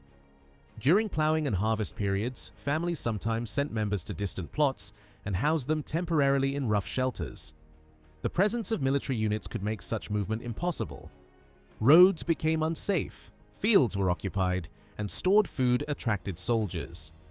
Yet, the same flexibility that helped these families survive normal seasonal pressures could also guide their response to war. Rural households were accustomed to distributing labor across separate fields and different forms of work. They knew how to stagger tasks, hire outside assistance, and adjust plans when conditions changed. Enlistment could become one more element in this strategy. A family might send 1 or 2 adult men into a Civil War army while the remaining household members continued farming. Military service promised wages, plunder, cash rewards, and perhaps a future grant of land. For a rural household struggling with debt, inheritance divisions, or uncertain harvests, even a short period of service could provide a significant infusion of money. The armies of the 1st century BCE should therefore not be imagined simply as crowds of desperate urban poor. Ancient rhetoric sometimes presents them that way, and modern historians have often repeated the image. In reality, these forces were social mixtures. Their ranks contained artisans, laborers, farmers, shepherds, harvest workers, tenants, and inhabitants of both towns and villages. The shared experience of these mostly anonymous soldiers shaped Roman history as deeply as the ambitions of the commanders whose names dominate the surviving narratives. For many, the wars that began with the Social War created a rare possibility of rapid advancement. Military service could lead to monetary rewards, citizenship, captured goods, or farmland. Opportunities that would normally have required generations of careful accumulation could suddenly become available after a few years of campaigning. This transformed veteran settlement into a permanent political problem. After Sulla's death, every major commander had to consider how his soldiers would be rewarded. Pompey and Caesar increasingly targeted the richest agricultural regions of Italy because these were the areas most capable of supporting new settlers. By 59 BCE, extensive distributions in Campania had consumed much of the remaining public land. After that point, commanders could no longer rely on unused ager publicus. When Octavian, Mark Antony, and Lepidus needed to settle tens of thousands of veterans during the Second Triumvirate, they returned to the same method employed by Sulla. Existing owners were dispossessed, farms were confiscated, and productive territory was assigned to soldiers. The scale was enormous, but the social effects were not identical in every region. In some places, veteran settlement destroyed old communities and created lasting hostility. Elsewhere, newcomers merged with local populations or joined existing elites. The policy always involved coercion, but its consequences depended on local landholding patterns, urban institutions, political loyalties, and the ability of displaced families to adapt. What remained constant was the transformation of military service into a claim upon Italian land. By the final decades of the Republic, commanders could no longer maintain armies through loyalty and pay alone. Their soldiers expected property. This expectation bound generals to their troops, turned victory into a struggle over farmland, and ensured that every civil war would continue long after the battles had ended. The settlement of veterans did not merely reward the winners. It carried the violence of war into the fields, towns, households, and family histories of Italy. Once again, funerary monuments provide some of the clearest evidence for the changing character of land distribution between the age of Sulla and the decades of the Second Triumvirate. Tombs decorated with Doric friezes show that only a small number of individuals in each community can be connected with Sullan veteran settlement. During the 40s and 30s BCE, however, such monuments became far more common. Even then, the pattern was not uniform. In communities where discharged soldiers returned to their own hometowns, the total number of monumental tombs did not necessarily increase. The landscape of commemoration remained dominated by a handful of impressive family monuments belonging to the established elite. The veterans may have received land or money, but their return did not fundamentally enlarge the group capable of expressing status through monumental architecture. A different pattern appears around Beneventum, Asculum, and Nursia. In these districts, the number of funerary monuments rose after the triumviral distributions. Yet the new tombs were generally smaller than those of the leading families. Their inscriptions suggest that many belonged to veterans who did not go on to hold important civic offices. These men were prosperous enough to finance permanent stone monuments and imitate the architectural language of the ruling class. They were not, however, wealthy or politically influential enough to join the true municipal elite. This distinction is important. The triumviral settlements undoubtedly enriched many individuals. Soldiers received cash, land, or both, and some established secure positions for their families. But the benefits were often temporary or limited.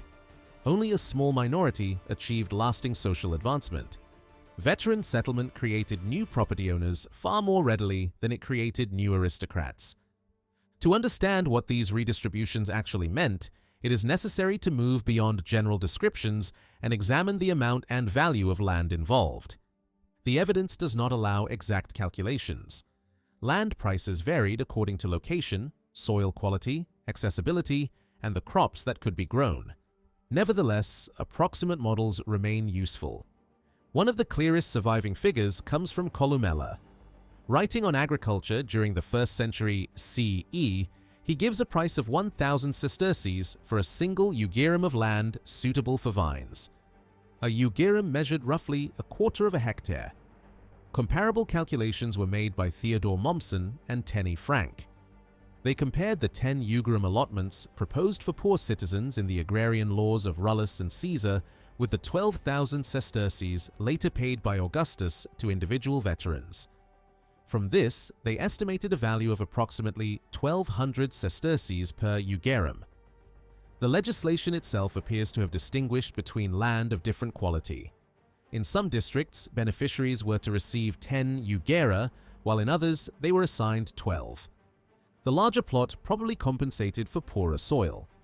This would place lower quality farmland at around 1,000 sesterces per eugerum, close to Columella's figure. Cato's agricultural treatise suggests that substantial differences in land value already existed during the 2nd century BCE. The grades of property he describes can be translated into a hypothetical range of roughly 650 to 1,125 sesterces per eugerum.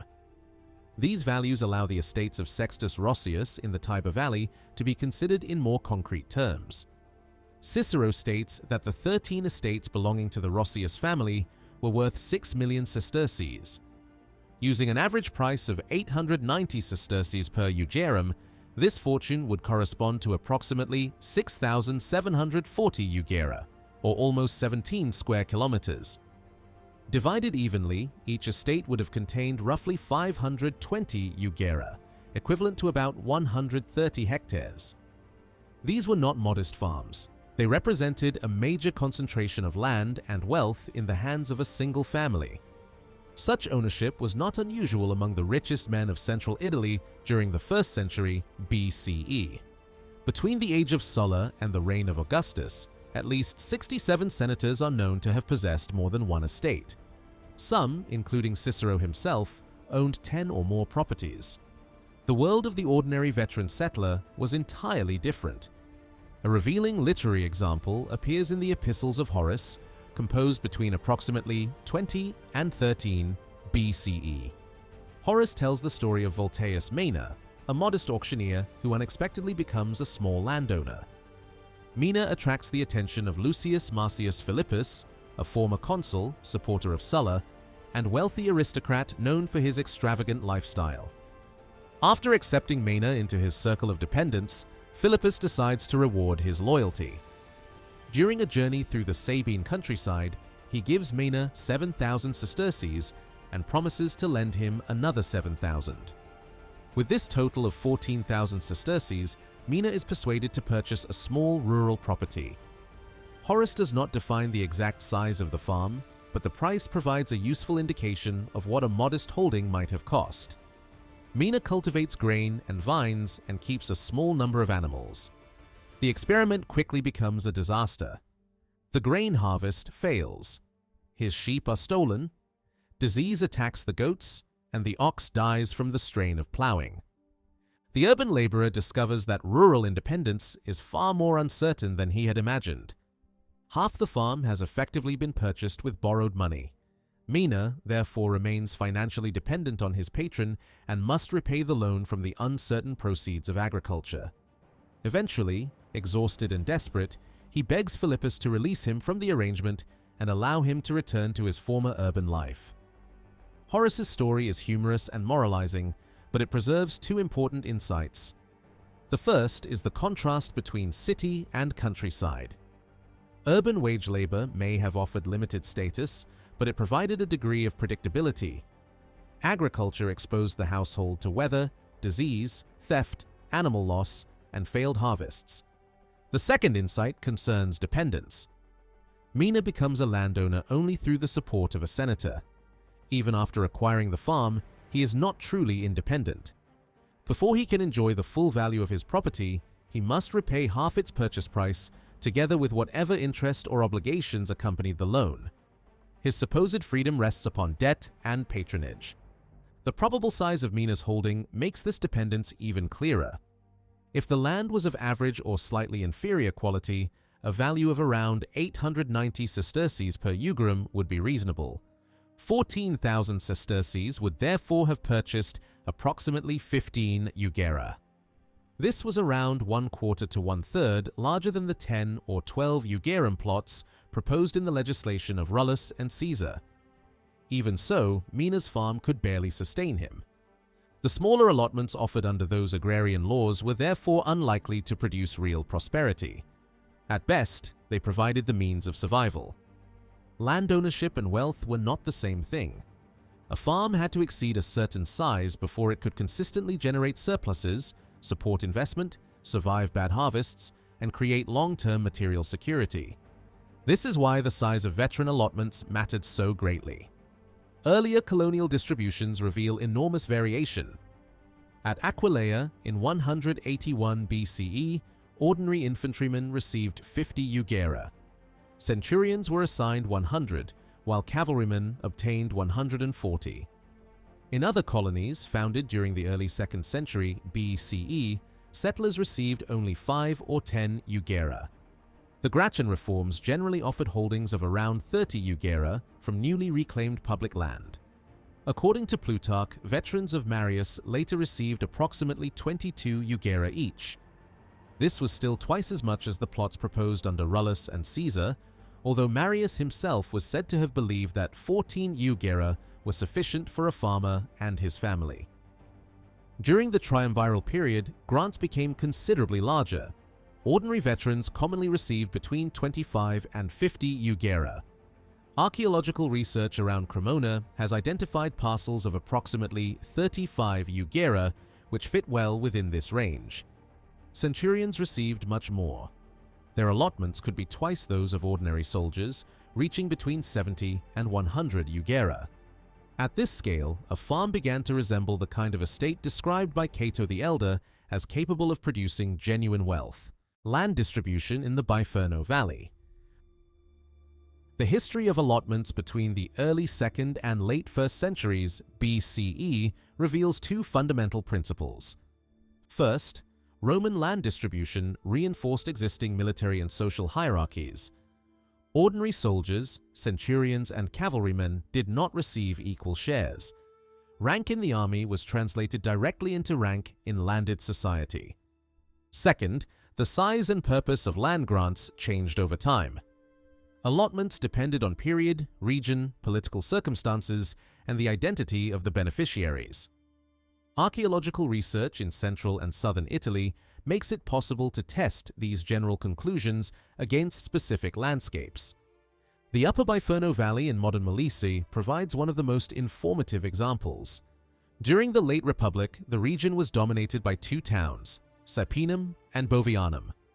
Both communities experienced forced land distribution during the 1st century BCE, but the process unfolded differently in each territory. These differences reveal how unevenly veteran settlement could affect local society.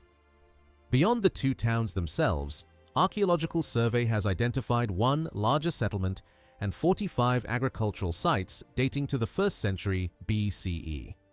Most can be interpreted as villas or substantial farmsteads. One of the best known was the villa of the Nerati, a powerful family whose descendants later reached the highest levels of Roman politics during the imperial period. Bovianum suffered conquest and plunder during the Social War. By 48 BCE at the latest, it had become a Roman municipality. During the Second Triumvirate, a veteran colony was established within its territory. Aerial photography has revealed a geometric field system that can be associated with this settlement. Square blocks, measuring approximately 128 eugera, were laid out across about 35 square kilometers on both sides of the Biferno River. The pattern corresponds closely to Roman centuriation.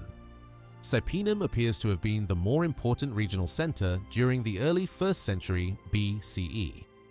An inscription from Aliphae records the holding of markets there, and its location offered excellent access to regional traffic routes. Archaeological evidence confirms that the settlement had already become significant by the middle of the 2nd century BCE. A fullery discovered beneath the later Capitolium demonstrates that cloth was being processed in the town. This industry fits its position on one of the main routes used for seasonal livestock movements between southern Italy and the central Apennines. The passage of enormous herds supplied wool, hides, and other animal products while drawing merchants and workers into the settlement. By the beginning of the 1st century BCE, Saepinum had expanded considerably. The quality of its residential buildings indicates that the local ruling families possessed substantial wealth. This prosperity ended violently. A major destruction layer, including evidence of fire, corresponds closely with the historically recorded attack on Saepinum by Sulla's troops during the Social War. Roman surveying followed. A centuriated system covering approximately 77 square kilometers was imposed on the surrounding territory. The land was divided into square units of 112.5 eugera. Excavations at the Villa of the Neratii show that its late Republican construction phase respected this new grid. The land survey and the creation or monumental renovation of the villa were therefore probably connected. Both can reasonably be dated to the period immediately after the Social War. The timing and enormous scale of the centuriation suggests that it formed part of Sulla's veteran settlement program. Members of the Neratii may have been among its earliest beneficiaries. The family appears prominently, generations later, in the Tabula Alimentaria of 101 CE, discovered at Macchia di Tircello. That document records several estates associated with the Neratii. From the Augustan period onward, inscriptions also show members of the family holding the highest offices at Saepinum. The settlement may therefore have helped create the landed foundation of a dynasty that remained powerful for centuries. The surveys at Saepinum and Bovianum belong to different historical moments and produce different patterns. At Bovianum, the centuriated zone occupied roughly 11% of the total territory. Yet none of the 25 known farmsteads has been discovered inside this area. At Saepinum, the situation was almost the opposite.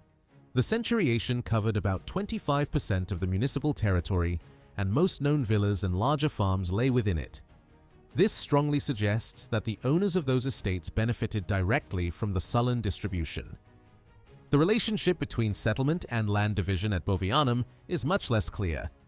Even so, its wider landscape changed significantly. Before the Social War, farmsteads had been concentrated between Bovianum and Montevairano. During the 1st century BCE, settlement shifted toward the edges of the two Roman towns. At the same time, the number of villages and larger rural centers located farther from the urban cores declined. The landscape was becoming more centralized. To understand the social meaning of these changes, archaeological evidence must be combined with estimates of land value and allotment size. At Saepinum, an ordinary Sullan veteran may have received between 10 and 50 eugera, while a centurion probably obtained twice as much. Using averages of 30 eugera for ordinary soldiers and 60 for centurions, the surveyed territory could theoretically have accommodated around 1,000 legionaries and 12 centurions. This estimate assumes a ratio of approximately 1 centurion for every 90 ordinary soldiers. The resulting settlement landscape would have contained 12 holdings of 60 eugera and 1,000 holdings of 30. At Bovianum, during the triumviral period, larger allotments were probably used. An ordinary veteran may have received 50 eugera, while a centurion obtained 100. On this basis, the newly surveyed zone could have supported around 270 ordinary soldiers and 3 centurions, roughly equivalent to half a legionary cohort. The archaeological record preserves only a fraction of these expected farms. At Saepinum, merely 16 farmsteads have been identified, where more than 1,000 might theoretically have existed. Evidence around Bovianum is even more limited. Several factors help explain the discrepancy. The upper Biferno Valley had long been dominated by livestock raising and pastoral activity, which leave fewer material traces than intensive permanent agriculture. Modern cultivation has also affected visibility. Much of the land is not regularly plowed, reducing the number of artifacts brought to the surface. Estimates suggest that surveys may have identified no more than 1/3 of the ancient sites. The true proportion may be below 10%. There is also a bias in the type of settlement that archaeology can detect. Field surveys usually identify farms through pottery concentrations, roof tiles, masonry, and building debris. Larger villas and substantial farmsteads leave abundant material. Small houses constructed from perishable materials or occupied for shorter periods may disappear almost entirely. The known sites therefore represent the upper end of the rural hierarchy rather than the full population of veteran settlers. Surveying, distribution, ownership, and government. The economic value of these grants can now be estimated. The centuriated landscapes around Saepinum and Bovianum included some of the best agricultural land in the valley. A value of approximately 1,000 sesterces per juggerum is therefore plausible. At Saepinum, an ordinary soldier receiving 30 juggera acquired property worth around 30,000 sesterces. A centurion with 60 juggera obtained land valued at approximately 60,000. 40 years later at Bovianum, an ordinary soldier with 50 juggera received the equivalent of 50,000 sesterces. A centurion's 100 juggerum estate could be worth 100,000. These were substantial grants, but their political meaning depended on the institutions of the new municipalities. After the Social War, Saepinum and Bovianum became Roman towns governed by elected magistrates and municipal councils. The members of these councils were known as decurions. Entry normally required a minimum level of property. By the second half of the 1st century BCE, the threshold in many communities may have reached 100,000 sesterces. Smaller municipalities probably had councils of between 30 and 70 members. Against this background, the hierarchy built into veteran allotments becomes unmistakable. At Saepinum, an ordinary veteran with land worth 30,000 sesterces remained far below the likely qualification for council membership. Even a centurion receiving 60,000 did not automatically cross the threshold, though his position was much stronger. Out of more than 1,000 settlers, perhaps only the 12 former centurions stood within realistic reach of becoming decurions on the basis of their initial grants. At Bovianum, the 3 centurions who received land worth approximately 100,000 sesterces could have qualified immediately. The ordinary veterans, even with generous grants of 50 juggera, remained well below the required level. The distribution system therefore rewarded soldiers without necessarily opening the path to political leadership. Most veterans became secure or moderately prosperous landholders, not members of the municipal ruling class. The allocation itself was only the beginning. Different plot sizes created unequal opportunities for future accumulation. A former centurion at Saepinum with 60 juggera possessed twice as much land as an ordinary soldier. This gave him greater productive capacity, stronger access to credit, and a better chance of purchasing neighboring farms. Suppose that he acquired one 30 juggerum holding from a veteran who no longer wished to remain in agriculture. At the original value, the purchase would cost approximately 30,000 sesterces. His total property would then be worth 90,000. A second purchase would bring his holding to 120 juggera, worth around 120,000 sesterces, placing him above the likely threshold for the municipal council.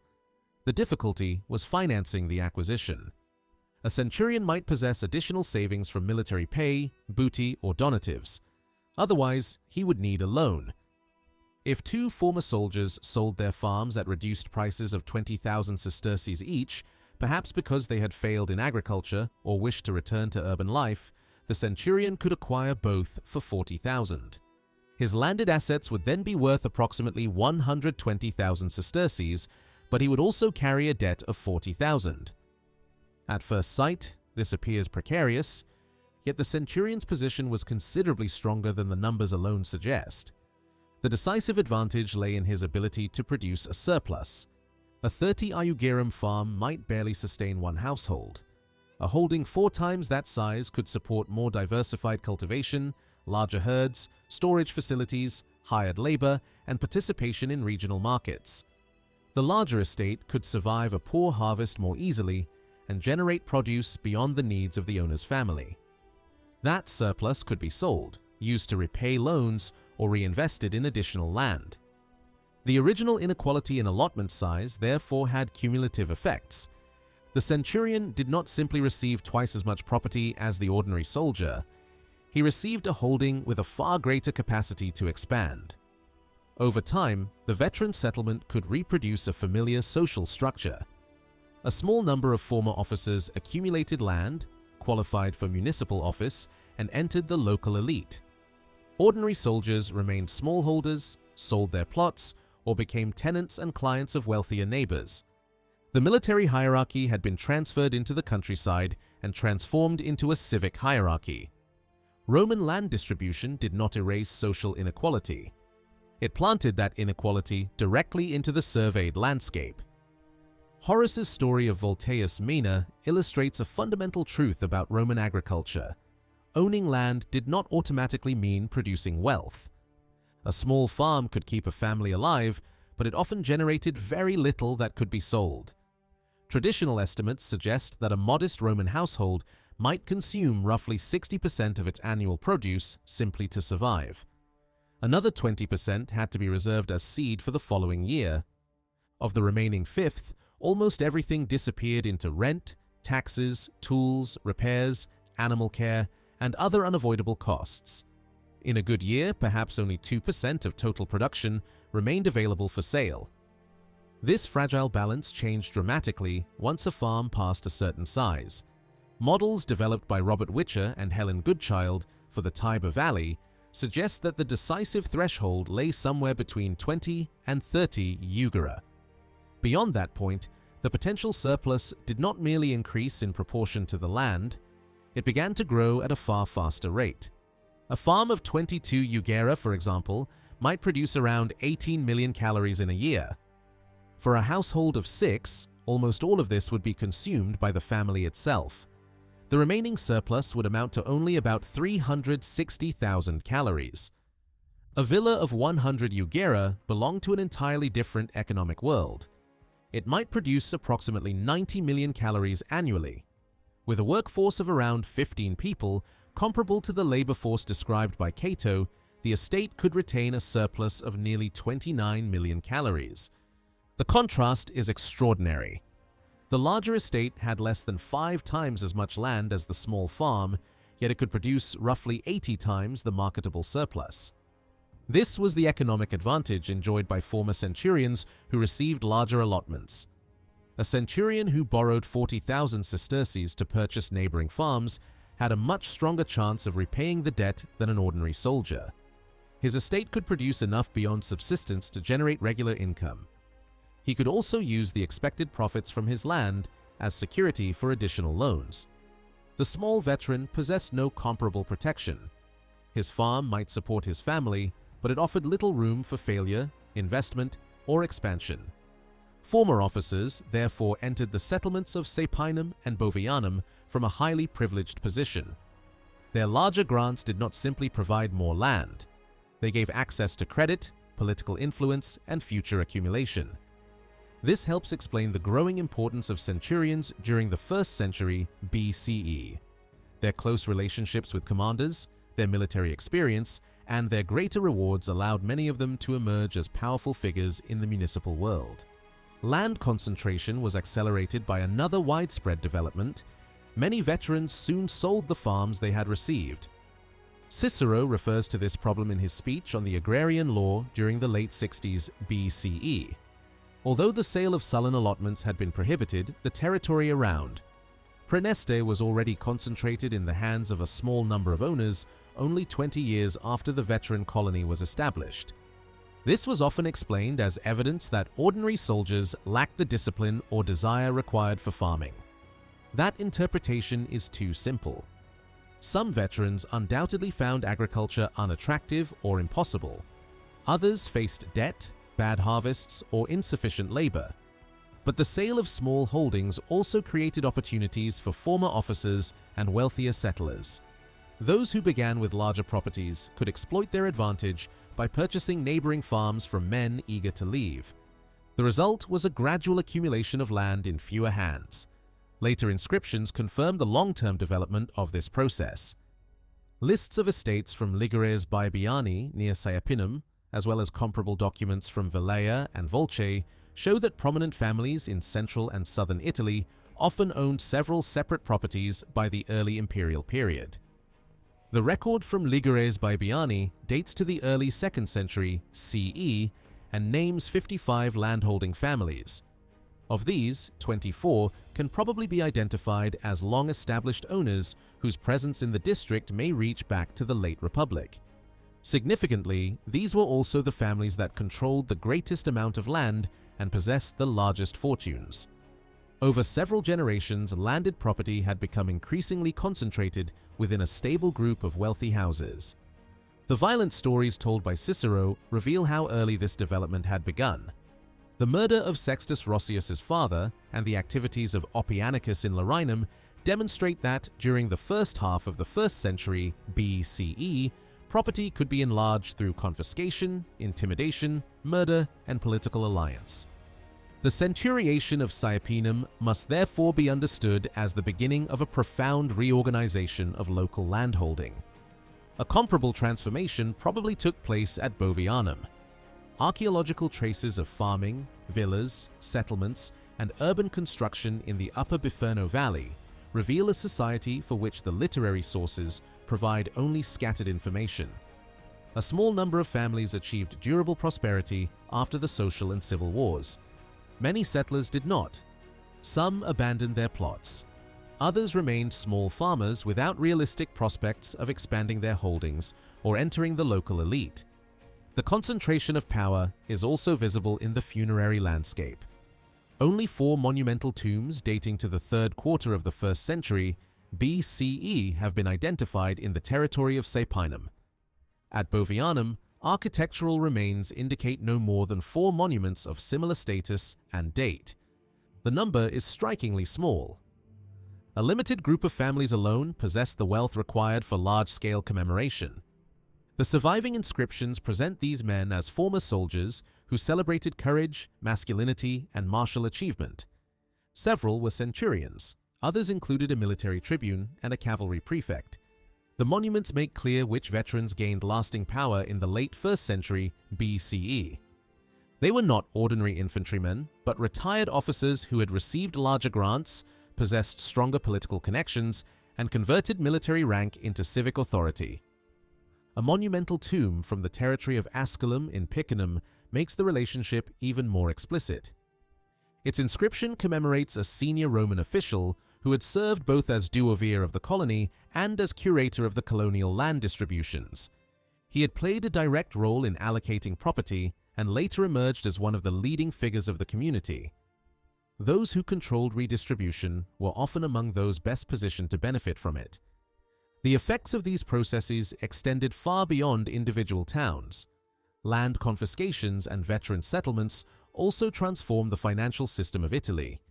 Philip Kay and David Hollander have shown that property redistribution interacted with credit, debt, and the supply of money on a peninsula-wide scale. At the end of the 80s BCE, Sulla's prescriptions transferred wealth valued at approximately 350 million sesterces.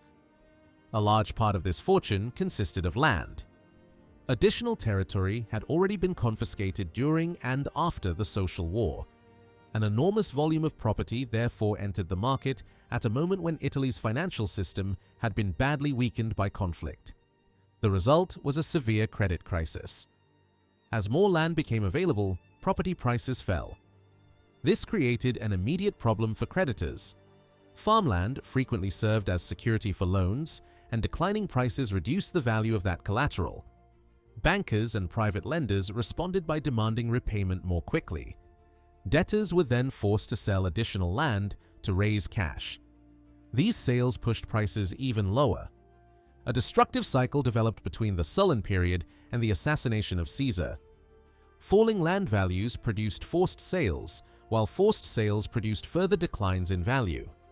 The people best able to survive the crisis were those who already possessed cash, credit, or political protection. They could purchase property cheaply, while less secure owners were compelled to sell. The financial crisis therefore accelerated the concentration of Italian land in the hands of a limited number of families. Roman commanders understood at least part of this danger. They knew that poorer veterans might quickly sell their allotments, undermining the political purpose of the settlements. Sulla attempted to prevent this by declaring that the distributed land had to remain permanently in the hands of the veterans and their descendants. Caesar adopted a more limited restriction. Land received by his soldiers could not be sold for 20 years. Such measures were difficult to enforce. Sulla's prohibition was widely ignored. After Caesar's murder, the conspirators attempted to gain the loyalty of his veterans by promising to remove the restriction on sales. Many veterans evidently did not regard farming as an uncomplicated reward. Appian preserves a revealing episode from 44 BCE. Some of Octavian's soldiers temporarily abandoned his service after a disagreement. When forced to choose between returning to war and settling into agriculture, they reportedly regretted their decision and came back to their commander. The story may be exaggerated, but its meaning is clear. For men accustomed to military pay, comradeship, plunder, and the expectation of rewards, farming could appear uncertain and exhausting. The land grant was valuable, but it also imposed responsibility, risk, and isolation. Economic pressure shaped nearly every aspect of veteran life. Yet the history of land distribution cannot be reduced to property alone. The allocation of farmland possessed powerful ideological and religious meanings. The reliefs now held in Munich and Paris show that this symbolism was already present during the 120s BCE, decades before Sulla and nearly a century before the Second Triumvirate. Land distribution was represented as a new beginning for the Roman people. Mars and Neptune appeared as divine protectors of an ideal republican order based on courage, religion, citizenship, and ownership of the soil. Agrarian reform was therefore never simply a political program in the modern sense. The Roman division of land was embedded in ritual. Surveying did not derive its authority from geometry alone. Its legitimacy rested on divine law. By the end of the 2nd century BCE, specially appointed commissions had taken responsibility for tasks previously associated with more traditional forms of colonial foundation. Their work was surrounded by religious ceremonies. Sacrifices to Mars, processions of settlers, sacred standards, and formal boundary rituals transformed an administrative act into a divinely sanctioned reordering of the landscape. These rituals became especially important after the murders of Tiberius and Gaius Gracchus and the destruction of Fregellae. Rome repeatedly responded to political trauma by seeking stability through ceremony and religion. The Republic's leaders hoped that ritual could restore legitimacy to reforms that had already produced violence and division. This reliance on divine symbolism remained powerful throughout the Civil War era. Nearly 90 years after the Gracchian reforms, coins minted during the triumviral period still presented land distribution in sacred and traditional terms. Several denarii issued after the destruction of Perugia in 40 or 39 BCE by the moneyer Tiberius Sempronius Gracchus provide a particularly revealing example. The moneyer was a distant relative of the two famous tribunes. One series displayed the head of the deified Julius Caesar. Another showed Octavian, Caesar's adopted son. The reverse of both types carried the same 4 symbols together with the abbreviation SC, indicating authorization by decree of the Senate. The objects were a standard bearing a vexillum, a legionary eagle, a plough, and a measuring rod. Each symbol carried a powerful political message. The eagle represented the legions and the continuing obligation to provide land for discharged soldiers. The vexillum referred to the movement of settlers toward a newly established colony. The plough recalled the ritual by which the founder marked the sacred boundary of the settlement. During this ceremony, the first furrow, the sulcus primigenius, separated the civic space from the surrounding world. The imagery gave Octavian's distributions an appearance of ancient legitimacy. Veteran settlement was presented not as mass expropriation, but as the renewal of a venerable Roman tradition. The fourth symbol exposed the harsher reality. The measuring rod, divided into 10 sections, was known as the decempeda or pertica. Roman surveyors used it to measure fields and impose new boundaries. To veterans, it promised property. To those being dispossessed, it represented ruin. The Umbrian poet Propertius, whose family lost land during the triumviral confiscations, remembered the instrument with bitterness. The surveyor's rod had taken away fields once cultivated by numerous oxen. Another anonymous contemporary expressed the same anguish, asking why he had been driven into poverty and exile so that a soldier could receive the rewards of civil war. These were not exceptional tragedies. The triumviral redistributions affected an enormous proportion of the Italian population. It has been estimated that around 700,000 people benefited from the transfers of land. This figure would represent almost 1/6 of the total Italian population recorded in Augustus's census of 28 BCE. In his own account of his achievements, the Res Gestae, Augustus claimed to have settled or rewarded 300,000 veterans and founded 28 colonies across Italy and the wider Mediterranean. These measures formally brought to an end a crisis that had begun more than a century earlier. Economic expansion had encouraged migration. Migration had weakened allied communities. Political inequality had produced revolt. Land reform had created resistance, while civil war transformed farmland into military compensation. Augustus presented the final settlement as the beginning of a new and orderly age. The countryside was measured, veterans were established, colonies were founded, and peace was declared restored. Yet, the apparent stability concealed the violence upon which it rested. The Augustan social order had been built from confiscated farms, ruined households, displaced communities, and the rewards granted to the survivors of civil war. The surveyor's lines brought order to the landscape, but they also marked the boundaries of countless private catastrophes.